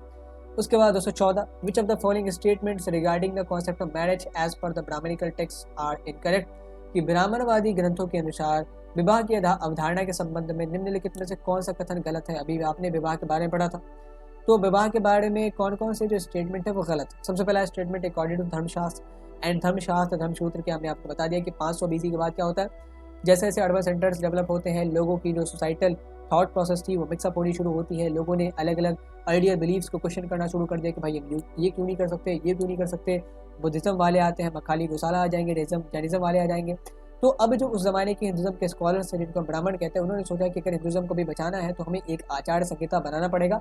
आचार संहिता मतलब कोड ऑफ कंडक्ट, जिसको पर्टिकुलरली ब्राह्मण तो फॉलो करेंगे ही करेंगे एंड सारे ही लोगों के लिए रिकमेंडेबल है कि सारे लोग इसको फॉलो करें। ब्राह्मण तो बहुत स्ट्रिक्टली फॉलो करेंगे, उनके लिए अगर उन्होंने इसको अनफॉलो किया, अगर उन्होंने इसकी बात नहीं मानी तो दंडनीय अपराध मिलेगा। एंड बाकी लोगों पर ये चीज़ें लागू है लेकिन वो कोई कंपल्शन नहीं है, ठीक है। So that is a scenario. तो धर्मसूत्र पहले कंपाइल किए जाएंगे, फिर उसके बाद धर्मशास्त्र एलाबोरेटिव टेक्स्ट है। धर्मशास्त्र के अंदर ही अलग अलग स्मृति आती है, चाहे मनुस्मृति की बात करें, नारद स्मृति की बात करें, यज्ञवाल की स्मृति की बात करें, मनुस्मृति का क्या कॉन्सेप्ट है, व्यवस्थित मनु कौन थे, स्वयंभू मनु कौन थे, सारी चीज़ों के बारे में हमने बताया। शुद्धदेव कौन थे, विष्णु ने किसे बचाया था मत्स्य अवतार लेके, बहुत चीज़ें मनुस्मृति के ऊपर हमने बनाई है। अष्ट विवाह के ऊपर भी चीज़ों को बनाया है, मनुस्मृति एंड श्रुति और स्मृति टेक्स्ट के ऊपर चीज़ों को बनाया। तो ये कंटेंट्स एडुटेनमेंट नाम की हमारी प्लेलिस्ट है, उनमें आप जाके देख लें। सारी ही जो इन्फॉर्मेशनल कंटेंट है वो वहाँ पे स्टोर है प्लेलिस्ट के माध्यम से, आप आसानी से सारी चीज़ों को देख सकते हैं। So according to Dharmashastra marrying inside the kinfolk is considered desirable. Dharmashastra के अनुसार रिश्तेदारी के भीतर ही विवाह करना वांछनीय माना जाता था, मतलब सही माना जाता था। Polyandry is a practice of women having a sole husband, की बहुपति प्रथा महिलाओं का एकमात्र पति होने की प्रथा है कि बहुपति प्रथा के अकॉर्डिंग किसी महिला का एक ही पति होता है। The first four forms of marriage of अष्ट विवाह वेर कंसिडर्ड इलेजिटिमेट, की अष्ट विवाह के प्रथम 4 रूपों को अवैध माना जाता था। इन तीनों में से कौन सा जो कथन है वो गलत है? क्या पहला दूसरा दोनों ही गलत है, या पहला दूसरा तीसरा तीनों ही गलत है, या आप कह ले तो तीसरा और चौथा दोनों गलत है, या पहला और तीसरा ये दोनों स्टेटमेंट गलत है। The first 4 forms of marriage of अष्ट विवाह वेर इलेजिटिमेट और polyandry is the practice of women having a sole husband. Polyandry is the practice of women having a sole husband and according to धर्म शास्त्र marrying inside the kinfolk is considered desirable. इन तीनों statement को एक एक करके देखते हैं। धर्मशास्त्र के अनुसार रिश्तेदारी के भीतर विवाह करना वांछनीय माना जाता था, डिजायरेबल माना जाता था। हमने इस कॉन्सेप्ट को देखा था, दैट इज नॉट करेक्ट। रिश्तेदारी के अंदर आप शादी नहीं कर सकते, ये सगोत्र विवाह हो जाएगा, तो हमने इस कॉन्सेप्ट को नकार दिया था। लेकिन फिर भी दक्षिण भारत या बहुत सारे अलग अलग नॉर्थ वेस्टर्न प्रोविंसेस में ये चीज़ें लागू थी, मतलब Brahmanical influence throughout the Indian subcontinent नहीं प्रेवलेंट था। उसके बाद बहुपति प्रथा जो है महिलाओं, जिसमें महिला एक ही पति शादी करती है, ये भी स्टेटमेंट गलत है। पॉलीएंड्री के अंतर्गत एक महिला के बहुत सारे पति होते हैं, बहुत सारे हस्बैंड्स होते हैं। तो ये स्टेटमेंट क्या कह रहा है कि एक महिला की एक ही हस्बैंड होंगे, तब उस प्रथा को हमने पॉलीएंड्री कहेंगे। तो this statement is also incorrect. ये पहला दूसरा तो इनकरेक्ट हो ही गया। तीसरा देख लें, तीसरा भी किस चीज़ की बात करी जा रही है कि the first 4 forms of marriage, 8 forms है। पहला हमारा ब्रह्म विवाह होता है, बहुत बेसिक विवाह, बहुत ज़्यादा आइडियल विवाह कि जो लड़के और लड़कियां हैं बालिग होते हैं, लड़का वेदों का ज्ञाता होता है एंड बहुत डिज़ायरेबल ग्रूम होता है, लड़की भी अच्छे खर्चे होती है एंड बिना किसी खर्चे के, मामूली खर्चे के, एंड अगर कुछ गिफ्ट वगैरह देना चाहते हैं, एक्सचेंज हो रहा है तो वो होते हैं। एंड वहाँ पे जो लड़की है एंड लड़के दोनों की शादी होती है। ब्रह्म विवाह में कन्यादान का कॉन्सेप्ट है, दोनों ही बालिग हो चुके हैं तो जो कन्या के पिता वो कन्यादान करते हैं। फिर दूसरा आता हमारे पास प्रजापति विवाह। प्रजापति विवाह भी बहुत ज़्यादा आइडियल है एंड सारी चीज़ें ब्रह्म विवाह जैसी है, लेकिन होता है कि यहाँ पे जो लड़के और लड़कियाँ वो मेच्योर नहीं होते, वो नाबालिग होते। तो यहाँ पे जो लड़की के पिता है, जो ब्राइड के फादर है, वो क्या करते हैं, कन्यादान नहीं करते क्योंकि अभी तो लड़का भी नाबालिग है। तो वो अपने बेटी को, जो लड़के का फादर है, उसको कहते हैं कि अब इसकी रिस्पॉन्सिबिलिटी आपकी हुई, अब ये भी आपकी बेटी हुई। तो वहाँ पे पानी ग्रहण होता है, हमने अपनी रिस्पॉन्सिबिलिटी आपको दी है, जब ये मेच्योर हो जाएगी तभी हम इस मैरिज को कंप्लीट मानेंगे, तभी हमारा कन्यादान हुआ मानेगा। तो ये भी बहुत आइडियल फॉर्म है ब्रह्म विवाह, प्रजा विवाह, प्रजापति विवाह। इसके बाद हमारे पास तीसरा जो कॉन्सेप्ट आता है दैट इज ऑफ देव विवाह। देव विवाह क्या है कि जो पॉवर्टी स्टिकन लोग होते थे, पॉवर्टी स्टिकन मतलब गरीबी में जो माता पिता रहते थे, एंड हमने आपको बताया था कि अकॉर्डिंग टू धर्मशास्त्र जो आइडियल एज है वो तो प्यूबर्टी अटेन करने के बाद शादी कर देनी चाहिए, लेकिन 13 से 19 के बीच हो जानी चाहिए। टीन्स शुरू हो वो आइडियल एज है, उतने दिनों में शादी हो जाए। बहुत लेट आपको करना है तो टीज खत्म होने से पहले कर दो, 19 साल से पहले कर दो। अगर आपने उसके बाद करा तो that will be considered undesirable as per the Brahminical text, Dharmashastra के अकॉर्डिंग। तो बहुत सारे जो गरीब लोग हैं, गरीब माता पिता हैं, उनके पास तो इतना पैसा भी नहीं है या उन्होंने वैसी तरबियत नहीं दी, वैसी परवरिश नहीं दी कि उनकी पुत्री का जो विवाह है वो आसानी से हो सके, तो वो देव विवाह का सहारा लेते थे। ऐसा होता था बड़े बड़े अनुष्ठानों में वो अपनी बेटियों को भेंट के तौर पे देते थे, एंड सामने से कोई आदमी आके, आमतौर पे वो पुजारी होता था, जो नेक लोग होते थे, वह सामने से आके विवाह करते थे। So that was considered as deva vivah. इसके बाद एक था अर्च विवाह। अर्च विवाह में क्या होता था कि जो ब्राइड होती थी एंड ग्रूम होता था, तो ग्रूम की जो फैमिली है वो कुछ पैसा देती थी, मतलब गिफ्ट वगैरह, एंड गिफ्ट ज़्यादा नहीं, बहुत मामूली होते थे। एक हमने बैल दे दिया, एक गाय दे दिया, एंड गाय के 2 बछड़े दे दिए, ठीक है, तो उसके अलावा कुछ नहीं होता। जैसा एग्जाम्पल के तौर पे माने तो पांडु और माधुरी की जो शादी है, दूसरी वाइफ है पांडु की, वो एक अर्च विवाह है, उसमें भी पांडु ने कुछ चीज़ें दी थी, एंड वो शौक के तौर पे देते, कोई कंपल्शन नहीं, क्योंकि जो ग्रूम है वो भी लायक होता। ऐसे ही दशरथ और जो कैकेयी है हमारी, कैकेयी नॉर्थ वेस्ट प्रोविंस पड़ता था तक्षशिला के आसपास, तो कैकेयी और दशरथ की जो शादी है वो भी एक अर्च विवाह है। तो ये जो शुरुआत के 4 फॉर्म्स ऑफ मैरिज है वो लेजिटिमेट माने गए हैं, अच्छे माने गए। यहाँ पे ठीक उल्टा दिया गया कि शुरुआत के जो 4 फॉर्म्स है वो इलिजिटिमेट माने गए, वो अवैध माने गए। तो ये 4 फॉर्म्स वैध माने गए। इसके बाद जो 4 फॉर्म है उनमें आता है हमारा सबसे पहले असुर विवाह। असुर विवाह में क्या होता है कि जो ग्रूम है वो कहीं से भी ब्राइड के लायक नहीं है, ब्राइड बहुत बढ़िया है लेकिन गरीब फैमिली से, एंड ग्रूम बहुत ज़्यादा ही गिरा हुआ है, न उसको वेद का ज्ञान है, या हो सकता है कि जो महिला है वो विदुषी है, बहुत पढ़ाकू है, बहुत ज़्यादा ज्ञाता है, ज्ञान है उनके पास, लेकिन ये जो ग्रूम है ये बहुत ज़्यादा नीच है, बहुत ज़्यादा ही ख़राब है। तो वो क्या करेगा, वो बहुत ज़्यादा पैसा दे के एक तरीके से करे तो महिला को ख़रीद लेगा, महिला की फैमिली को, ब्राइड की फैमिली को बहुत ज़्यादा पैसा दे के लड़की की फैमिली को राज़ी कर लेगा, शादी कर लेगा। So that is considered as अशुर विवाह। इलेजिटिमेट इसलिए माना जाता है क्योंकि इसमें मैच नहीं, करेक्ट मैच नहीं है। उसके बाद हमारे पास आता है गंधर्व विवाह। गंधर्व विवाह क्या होता है, 2 लोग प्रेम करते हैं एंड फिर रजामंदी से शादी करते हैं, एंड उसके बाद love marriage is the concept of गंधर्व विवाह। उसके बाद राक्षस विवाह। राक्षस विवाह में भी 2 लोग प्रेम कर रहा होता है, लेकिन जो लड़की की फैमिली है वो राजी नहीं होती, तो लड़का क्या करता है, भगा के ले जाता है, लेकिन वो लड़की की रजामंदी पे भगा के ले जाता है। जैसा हमने सुभद्रा और अर्जुन का कॉन्सेप्ट देखा था, रुक्मिणी और कृष्ण का भी कॉन्सेप्ट देखा था। उसके बाद हमारे पास आता है सबसे लास्ट में पैसाच विवाह। पैसाच विवाह is most heinous form of marriage, बहुत ज़्यादा घिनौना फॉर्म ऑफ मैरिज है।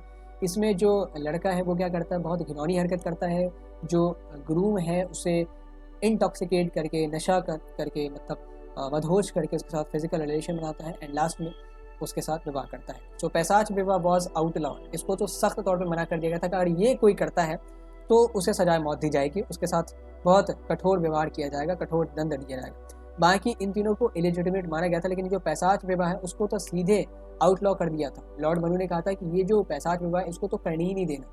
हालांकि ये एक प्रकार है मैरिज का, क्योंकि पहले ऐसे शादियाँ होती थी, लोग ऐसी नीच हरकतें करते थे, लेकिन अभी ये मैरिज अगर होंगी तो जो आरोपी होगा, अपराधी होगा, उस पर बहुत कठोर कार्रवाई की जाएगी।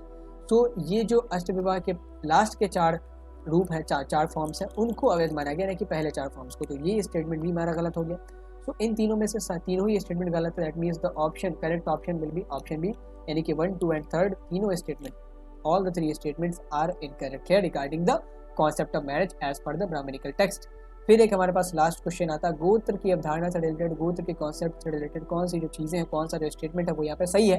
According to Brahminical text, women have to leave the gotra of her father after marriage, की महिलाओं की शादी के बाद उनको अपने पिता का गोत्र छोड़ना पड़ता था।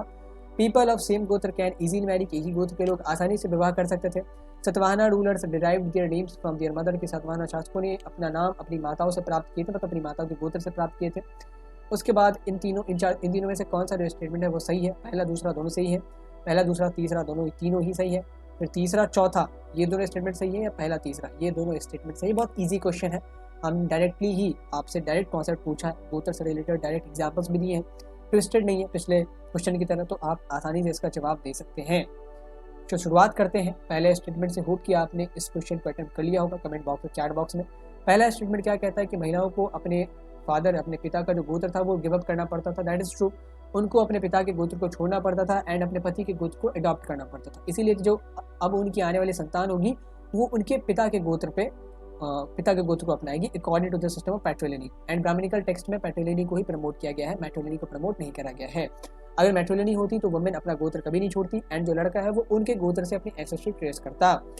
द पीपल ऑफ सेम गोत्र कैन इजीली मैरी, एक गोत्र की जो महिलाएं हैं वो, मतलब महिला पुरुष है, वो आसानी से शादी कर सकती हैं। दैट इज रॉन्ग स्टेटमेंट, ये तो सही है लेकिन ये रॉन्ग है क्योंकि एक गोत्र में विवाह इम्पॉसिबल था अकॉर्डिंग टू ब्राह्मणिकल टेक्स्ट, तो दिस स्टेटमेंट इज इनकरेक्ट। इसका तीसरा जो स्टेटमेंट है कि Satavahana rulers derived their names from their mothers, कि उन्होंने अपने माताओं के गोत्र से अपना नाम डिराइव किया, अपने नाम के आगे अपने माताओं को गोत्र लगाया। This statement is true. तो ये जो पहला और तीसरा स्टेटमेंट है वो सही है, यानी कि ABC नहीं, यहाँ पे 1, 2 और 3 होगा। तो ये जो ABC यानी कि 1, 2, 3, तो 1 और 3 ये दोनों स्टेटमेंट सही है। तो the correct answer will be option D.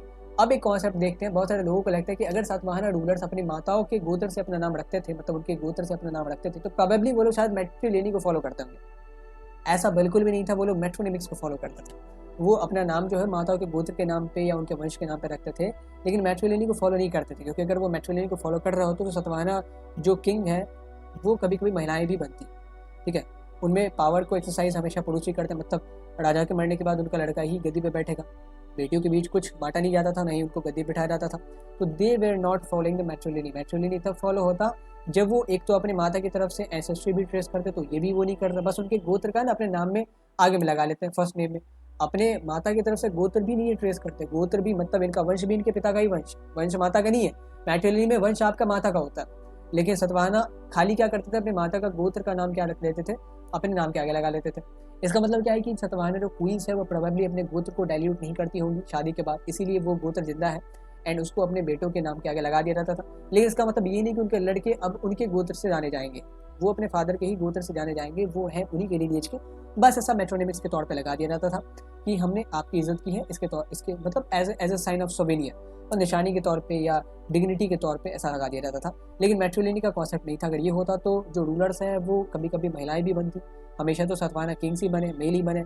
तो अगर ऐसा है तो पैटर्लिनी का ही कॉन्सेप्ट वहाँ पे था, काबिज पैटर्लिनी का ही कॉन्सेप्ट सतवाहना किंगडम के समय में भी प्रेवलेंट था। सो ये जो पहला और तीसरा स्टेटमेंट है वो सही है। So the correct option will be option D, first and three statement are correct. And जो दूसरा स्टेटमेंट है कि एक ही गोत्र के लोग शादी कर सकते हैं, दैट इज इनकरेक्ट, नहीं कर सकते हैं। होप कि आपने लेवल 2 में सारी चीज़ें अटेम्प्ट करी होगी। अब हमारे पास लेवल 3 है। लेवल 3 में अगेन 5 क्वेश्चंस होंगे, assertion, reason based and case based questions.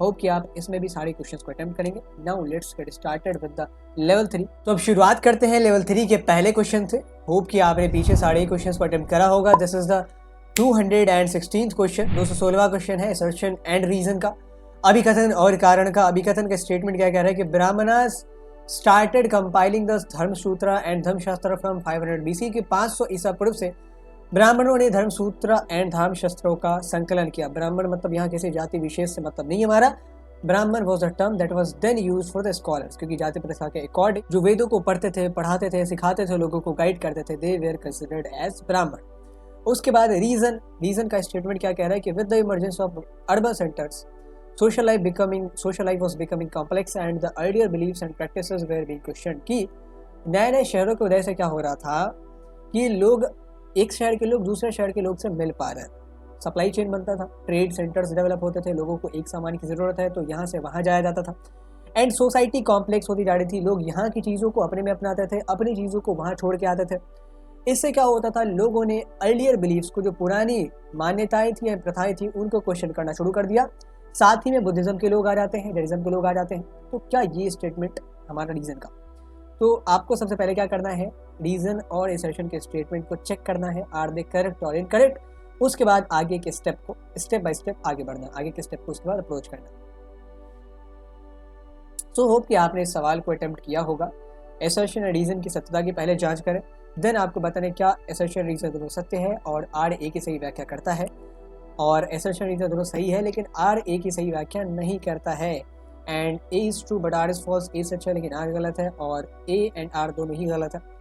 तो होप कि आपने इस सवाल को भी अटेम्प्ट किया होगा। Comment box and chat box दोनों ही में ये तो सत्य है कि 500 ईसा पूर्व से धर्मसूत्रों एंड धर्मशास्त्रों को कंपाइल करने का सिलसिला शुरू हुआ, तो दैट स्टेटमेंट इज करेक्ट। उसका कारण क्या कह रहा है कि शहरी केंद्रों के उदय के साथ सामाजिक जीवन जटिल होता जा रहा था और पहले की मान्यताओं और प्रथाओं पर सवाल उठाया जा रहा था कि नए नए सेंटर्स, अर्बन सेंटर्स उभर के आते हैं, लोग मिक्सअप हो रहे हैं एंड लोग क्वेश्चन कर रहे हैं पुरानी बिलीव्स को कि भाई ये क्यों होता है, ये कास्ट सिस्टम ऐसा क्यों है, ये रिजिड ऐसा क्यों हो रहा है, हम एक गोत्र में शादी क्यों नहीं कर सकते, इंडोगैमी अगर हम बात करें एक गोत्र की तो क्यों हमारे पास प्रोहिबिटेड है, एक्सोगैमी क्यों प्रोहिबिटेड, अगर कास्ट की बात करें, वर्ड की बात करें तो। सो इस चीज़ में क्या सत्यता है, तो ये चीज़ भी सत्य है। एंड उसके बाद अलावा जो हमारे हेटेरोडॉक्स सेक्ट्स आते हैं, जो नास्तिक पंथ आते हैं, चाहे जैनिज्म के लोग हो, चाहे मखाली गुसाला हो, अजीत के सांबलिन हो, कारवक हो, बुद्धिज्म हो, ये सारे लोग क्या करते हैं, ये जो पुरानी बिलीव्स थी उन पे और मजबूर करते क्वेश्चन करने को। तो जो स्कॉलर्स थे हिंदुज्म के, उन्होंने सोचा कि अभी अगर हमें सनातन धर्म को बचाना है तो what we have to do, हमें एक कोड ऑफ कंडक्ट बनाना होगा।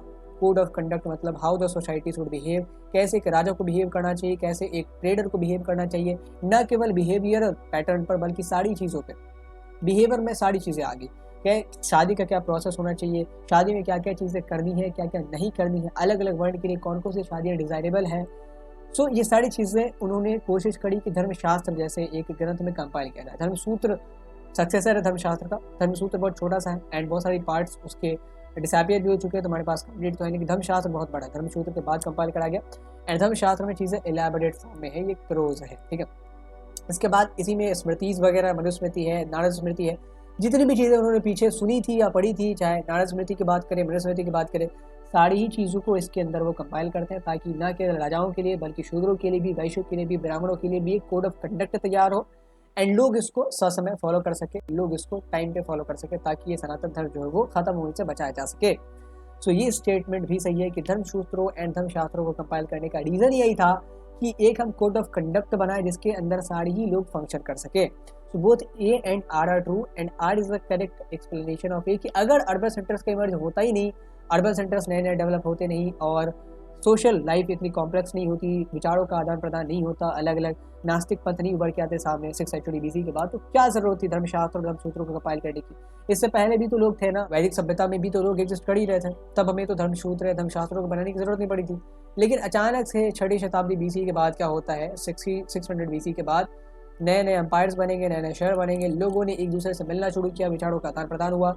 Then they started questioning the earlier beliefs and the practices. इसके बाद ब्राह्मणों ने सोचा एक कोड ऑफ कंडक्ट तैयार किया जाए जिसके अंदर हमारी सोसाइटी, जो हिंदुज़म की सोसाइटी है, सनातन धर्म की सोसाइटी है, वो फंक्शन कर सके एंड इसे डाइल्यूट होने से, इसे विलुप्त होने से बचाया जा सके। तो दैट वाज द रीज़न। उसके बाद 217वें क्वेश्चन पे आते हैं, ये भी एक असर्शन एंड रीज़न का क्वेश्चन है। इसमें कहा गया कि historians also investigate and analyse attitudes towards family and kinship, की इतिहासकार परिवार और बंधुत्व के प्रति दृष्टिकोण की जांच और विश्लेषण भी करते हैं। एंड रीजन का स्टेटमेंट है कि it is likely that some of these actions would have shaped people's, some of these ideas would have shaped people's action just as actions may have changed their attitudes। की यह संभावना है कि इनमें से कुछ विचारों ने लोगों के कार्यों को आकार दिया होगा, लोगों के एक्शंस को शेप दिया होगा एंड उनके एक्शंस ने इन रिटर्न उनके एटीट्यूड्स को बनाया होगा। सो ऑप्शन सही चुनना आपको, both A and R are true, क्या दोनों ही सही है। पहले तो सत्यता की जांच करनी है, देन हमें ऑप्शन से एलिमिनेट करने, अगर दोनों में से दोनों ही सही है तो ये दोनों ऑप्शन ऐसे ही एलिमिनेट हो जाएंगे, फिर हमें इन दोनों में से चुनना पड़ेगा। अगर ये दोनों में से कोई गलत हो तो ये दोनों एलिमिनेट हो जाएंगे, फिर इन दोनों में से हमें चुनना है। तो हमने असर्शन रीजन जितनी भी बार पढ़ा उतनी बार में हमने आपको स्टेप बताया। स्टेप 1 में क्या करते हैं हम लोग, दोनों ही स्टेटमेंट की सत्यता की जांच करते हैं अलग अलग रूप से।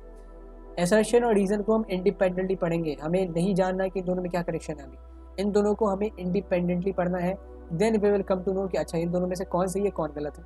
अगर इन दोनों में से एक भी गलत है तो हमारा ये दोनों स्टेटमेंट में से कोई आंसर होगा, अगर इन दोनों में से कोई भी गलत नहीं है तो हमारा इन दोनों स्टेटमेंट में से कोई आंसर होगा। अब हमें ये पता करना है, अगर लेट सपोज हम ये मानते हैं कि इन दोनों ही स्टेटमेंट सही है, तो हमें ये पता करना है कि ये जो रीजन का स्टेटमेंट है वो असर्शन के स्टेटमेंट को जस्टिफाई कर रहा है या नहीं कर रहा। For that we use the term because, या इन टर्म्स को इस्तेमाल करने से पहले हम सिंपली ये सोचते हैं कि क्या अगर रीजन का स्टेटमेंट नहीं आता दुनिया में तो असर्शन का स्टेटमेंट आ पाता। जैसे हमने देखा था कि अर्बन सेंटर्स अगर डेवलप नहीं होते, विचारों का आदान प्रदान नहीं होता एंड लोग क्वेश्चन करना नहीं शुरू करते अर्लियर बिलीफ्स एंड प्रैक्टिसेस को, तो ब्राह्मणों को ज़रूरत ही नहीं थी धर्मसूत्रों एंड धर्मशास्त्रों को कंपाइल करने की, क्योंकि वैदिक एरा में भी पॉपुलेशन बढ़ रही थी एंड वैदिक एरा में भी ऐसा नहीं था कि आदान प्रदान नहीं हो रहा था, लेकिन इस लेवल की जो चीज़ें हैं वो नहीं हो रही थी। तो that is why they did not feel कि हमें धर्मसूत्र और धर्मशास्त्रों को कंपाइल करना चाहिए। 6th सेंचुरी BC के बाद घटनाक्रम ऐसा होता है, अलग अलग हेटेरोडॉक्स सेक्ट्स आएंगे, अर्बन सेंटर्स डेवलप होंगे। That is why they felt the need कि अब हमें ऐसे एक कोड ऑफ कंडक्ट को तैयार करना पड़ेगा जो पूरे सनातन धर्म के लोगों को एक मार्ग दिखा सके, मार्ग प्रशस्त कर सके एंड इसके अंदर सारी चीज़ें फंक्शन हो। तो यहाँ पे पहले ये देखना है कि ये दोनों कितने सत्य हैं। तो पहली चीज़, historians also investigate and analyse attitudes towards family and kinship, ये सही है। जब हम सोसाइटी को पढ़ते हैं तो लोग ऑर्डिनरी जो इतिहासकार है वो राजाओं के बाद में तो छोड़ ही दे, राजाओं के संदर्भ में छोड़ ही दे, जो ऑर्डिनरी पीपल उनके बारे में भी जानना चाहते हैं कि वो कैसे अपने परिवार के बारे में विचार रखते थे या अपनी किनशिप। अच्छा, 3 कॉन्सेप्ट है। सबसे पहला एक कॉन्सेप्ट है फैमिली का। Family is you and your close ones. Family से थोड़ा सा ब्रॉड कॉन्सेप्ट आता है किनशिप का, बंधुत्व। आपके मामा का लड़का, आपकी बुआ होगी, उनकी उनकी जो फैमिली है, ठीक है, दिस इज द किनशिप। ये मारोगे बंधुत्व। जिनको भी आप शादी में बुलाते हैं सारे आपके किनशिप होगा। फैमिली मतलब जो आपके बर्थडे पार्टी वगैरह में रहते हैं। एंड उससे भी ऊपर है हमारे पास लीनियज। लीनियज इज बेसिकली वंश, वंशावली। मतलब ये जितने भी लोग हैं वो एक ही वंश से आ रहा, जितने भी लोग हैं वो एक ही वंश से आ रहा है। मैं अपने बाप के वंश से बिलोंग करता हूँ, मेरे फादर उनके फादर के वंश से बिलोंग करते हैं। तो ये जो लीनियज है वो थोड़ा सा और ब्रॉड टर्म है। ये किनशिप है, ये उससे थोड़ा कम ब्रॉड टर्म है। And family is the smallest unit in sociology. So that is the scenario. तो जब हम सोसाइटी के बारे में पढ़ते हैं तो जो इतिहासकार है वो ये भी जानना चाहते हैं कि ऑर्डिनरी जो पीपल थे, आम लोग, वो फैमिली के साथ कैसा व्यवहार रखते थे, क्या उनका दृष्टिकोण था, क्या एटीट्यूड था। एंड खासतौर पे फैमिली से जो ब्रॉड कैटेगरी है अपने बंधुत्व के प्रति। अपने परिवार में तो सारे लोग सही एक्शंस लेंगे, लेकिन अपने बंधुत्व के प्रति क्या वो मॉडल थे, क्या वो एथिकल थे, वो भी देखना चाहते हैं। और वो इसीलिए देखना चाहता है रीज़न के अकॉर्डिंग। रीज़न का स्टेटमेंट क्या कह रहा है, it is likely that some of these actions, कि क्या मतलब ऐसा पॉसिबल है कि उनके विचारों ने उनके कार्यों को, उनके एक्शंस को इन्फ्लुएंस किया होगा, एंड इन रिटर्न उनके एक्शंस ने उनके एटीट्यूड में बदलाव लाया हो। ये भी पॉसिबल है। ये स्टेटमेंट भी सही है कि हमारे एक्शंस जो हमारे आइडिया से प्रेरित होते हैं, एंड हमारे आइडियाज़ हमारे थाउट से प्रेरित होते हैं। एंड हम जैसे एक्शंस लेते हैं वैसा हमारा अभिगम हो जाता है, वैसा हमारा एटीट्यूड हो जाता है। So this statement is also correct. अब इन दोनों स्टेटमेंट में से अब या तो आंसर हमारा ऑप्शन ए होने वाला है या ऑप्शन बी होने वाला है। इन तीनों स्टेटमेंट में से अब इन दोनों स्टेटमेंट में से हमें ये देखना है कि रीज़न का जो स्टेटमेंट है वो असर्शन के स्टेटमेंट को एक्सप्लेन कर पा रहा है या नहीं कर पा रहा। तो अभी आप सोचिए, अगर असर्शन रीज़न का स्टेटमेंट नहीं आता तो असर्शन का स्टेटमेंट आता या नहीं आता। तो सबसे पहले आप सोचें कि हिस्टोरियंस क्यों चाहेंगे कि वो आम लोगों के फैमिली के प्रति दृष्टिकोण को, कि कैसा व्यवहार वो अपने फैमिली के प्रति रखते थे, कैसा एटीट्यूड वो अपने किनशिप के प्रति रखते थे, मतलब बंधुत्व के प्रति रखते थे, वो क्यों जानना चाहेंगे। इसलिए जानना चाहेंगे कि जैसा व्यवहार वो रखते होंगे, जैसे आइडियाज़ उनके होंगे, वैसे ही उनके एक्शंस रहते होंगे। एंड जैसे उनके एक्शंस होंगे वैसे ही उनके एटीट्यूड्स रहते होंगे। एंड उनकी ही एटीट्यूड से मिलकर तो सोसाइटी का निर्माण होता है ना। समाज का निर्माण कैसे होता है, हर एक इंडिविजुअल के एटीट्यूड से, हर एक इंडिविजुअल के हैबिट से, व्यवहार से। तो रीज़न का स्टेटमेंट जो है वो असर्शन के स्टेटमेंट को जस्टिफाई करता है, एक्सप्लेन कर रहा है। इसलिए ज़रूरत थी स्टूडेंट्स को, इतिहासकारों को, इनके बारे में जानने की, इनके दृष्टिकोणों के बारे में जानने की। खासतौर पे जब हम परिवार और बंधुत्व की बात करते हैं कि परिवार के प्रति इनका क्या नज़रिया था या बंधुत्व के प्रति इनका क्या नज़रिया था, क्योंकि इनके दृष्टिकोणों ने इनके एक्शंस को शेप दिया होगा, एंड इनके एक्शंस ने इनके एटीट्यूड्स को बनाया होगा, एंड इनके एटीट्यूड आज को गठित करते हैं एंड बदलाव लाते हैं। सो रीज़न का जो स्टेटमेंट है वो सही तौर पे असर्शन के स्टेटमेंट को एक्सप्लेन कर रहा है। So the correct answer will be option है कि both A and R true and reason is the correct explanation of assertion. अब लास्ट जो हमारा असर्शन रीजन का क्वेश्चन, इसके बाद हम एक सोर्स बेस्ड क्वेश्चन देखेंगे। असर्शन में कहा गया कि Satavahana rulers derived their name from गोत्र ऑफ देयर मदर, की सतवाहना शासक ने अपना नाम अपनी माता के गोत्र से लिया है। Reason, Satavahana dynasty was the only dynasty in the India who followed the matriliny. Satavahana वंश भारत में मातृवंश का पालन करने वाला एकमात्र राजवंश था जहाँ पे मैट्रिलिनी फॉलो की जाती थी। तो ऑप्शंस है both A and R true. R is the correct explanation of A, कि दोनों ही सही है, एंड आर ए को सही से एक्सप्लेन कर रहा है, आर ए को सही से एक्सप्लेन नहीं कर रहा, लेकिन दोनों सही है। ऑप्शन बी, ए सही है, आर गलत है, ऑप्शन सी, और आर सही है, ए गलत है, ऑप्शन डी। तो आपको सही ऑप्शन चुनना है। अगेन पैटर्न वही रहेगा, पहले आपको इन दोनों स्टेटमेंट को इंडिपेंडेंटली पढ़ना है। अगर आप हिंदी मीडियम के तो इधर से पढ़े, इंग्लिश मीडियम के तो इधर से पढ़े। बाइलिंगुअल आप सीखना चाहते हैं, एक वर्ड का क्या मतलब होता है, तो इसलिए हमने, जैसे बहुत सारे लोग होते हैं इंग्लिश मीडियम से, उनको कुछ कुछ वर्ड्स में प्रॉब्लम होती है कि भाई इसका हिंदी क्या होता है, तो वो आप बगल में जो हिंदी में हमने लिखा उससे पता कर सकते हैं।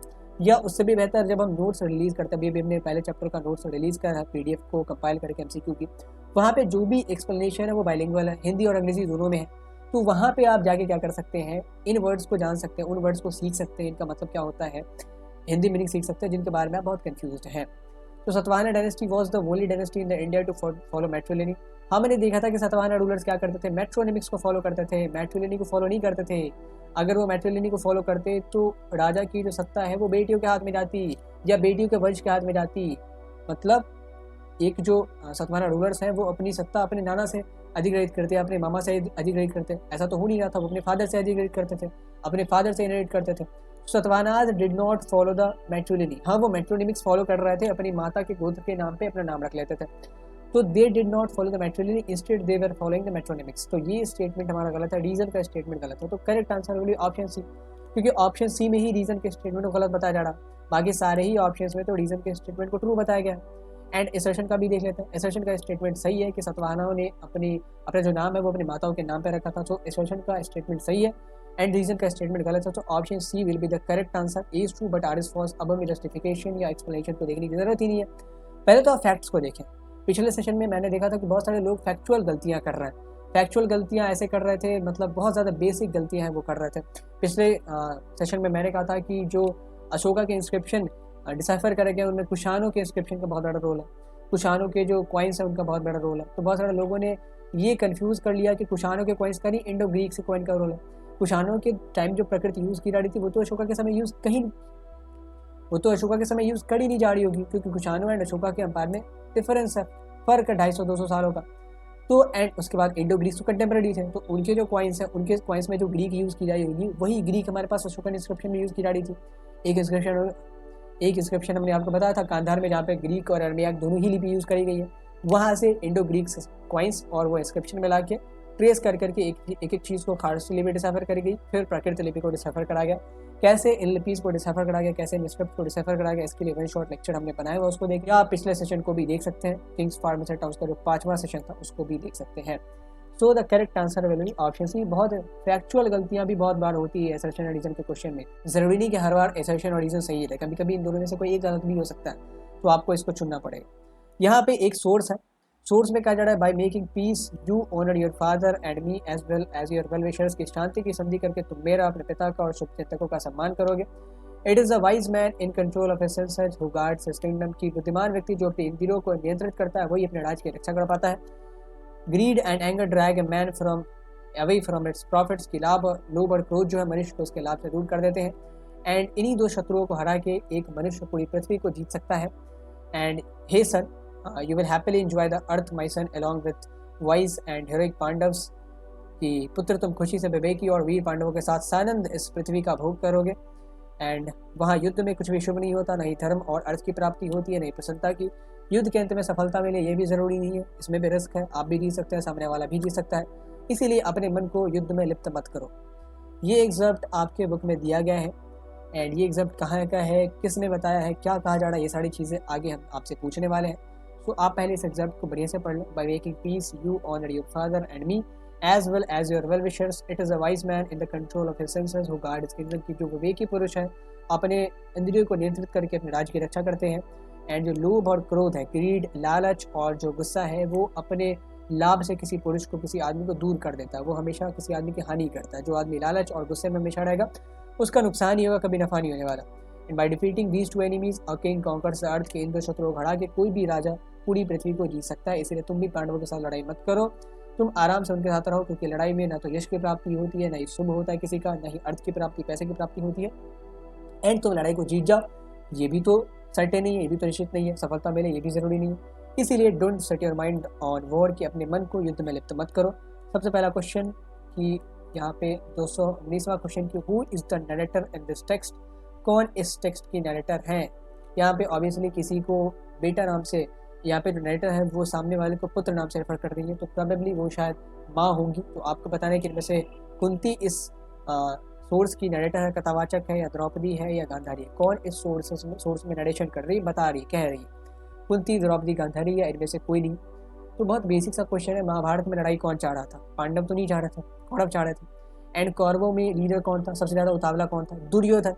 तो दुर्योधन को पुत्र कौन कहेगा, या तो धृतराष्ट्र कहेंगे या गांधारी कहेंगे। यहाँ पे माता का जिक्र है, क्योंकि उन्होंने कहा कि तुम मुझे और अपने पिता को भी, यानी कि यहाँ पे माता संबोधित कर रहे हैं, क्योंकि अगर वो पिता संबोधित कर रहे होते तो कहते कि तुम मुझे और अपने माता को भी गौरवान्वित करोगे अगर युद्ध नहीं करते हो तो obviously correct answer will be Gandhari, क्योंकि Gandhari was the mother of Duryodhana. Draupadi तो पांडवों की वाइफ थी, तो ये तो हो नहीं सकता। कुंती भी माता थी, लेकिन वो पांडवों की माता थी, तो वो कैसे समझा सकते हैं दुर्योधन को।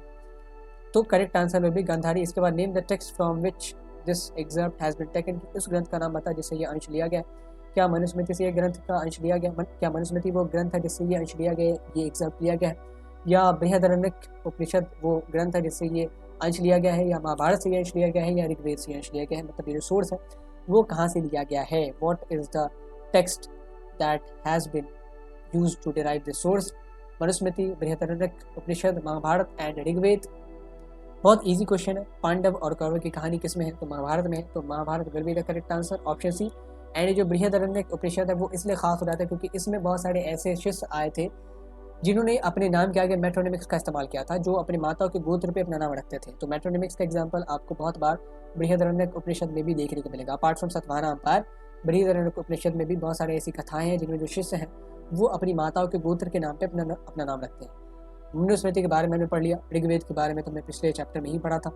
सो these are the first 20 question of this chapter. ये पहला सेशन था। होप कि आपने सेशन को एंजॉय करा होगा। ये चैप्टर थोड़ा सा एलाबोरेटिव है तो टाइम लग सकता है, एंड मेरी कोशिश ये रहती है कि ज़्यादा से ज़्यादा चीज़ें बताई जाएँ आपको, ताकि आप कंफ्यूज ना करें। क्वेश्चन तो 20 ही रहेंगे, लेकिन कॉन्सेप्ट अगर हम 100 सीख पाए, एक क्वेश्चन में 5 कॉन्सेप्ट सीख पाए, तो आप कहीं से भी MCQs मिस नहीं कर पाओगे। So this is all what we want. And अगर आपको ये वीडियो बढ़िया लगी है तो please press the like button, and if you want to share this video, अगर आपको ऐसा लगता है कि ये कंटेंट शेयरेबल है, वर्थ शेयरिंग है, तो आप इसको अपने दोस्तों में, अपने क्लासमेट्स में शेयर कर सकते हैं। And do recommend our channel to your peers and classmates and your friends. Thank you for your patience. Have a great day.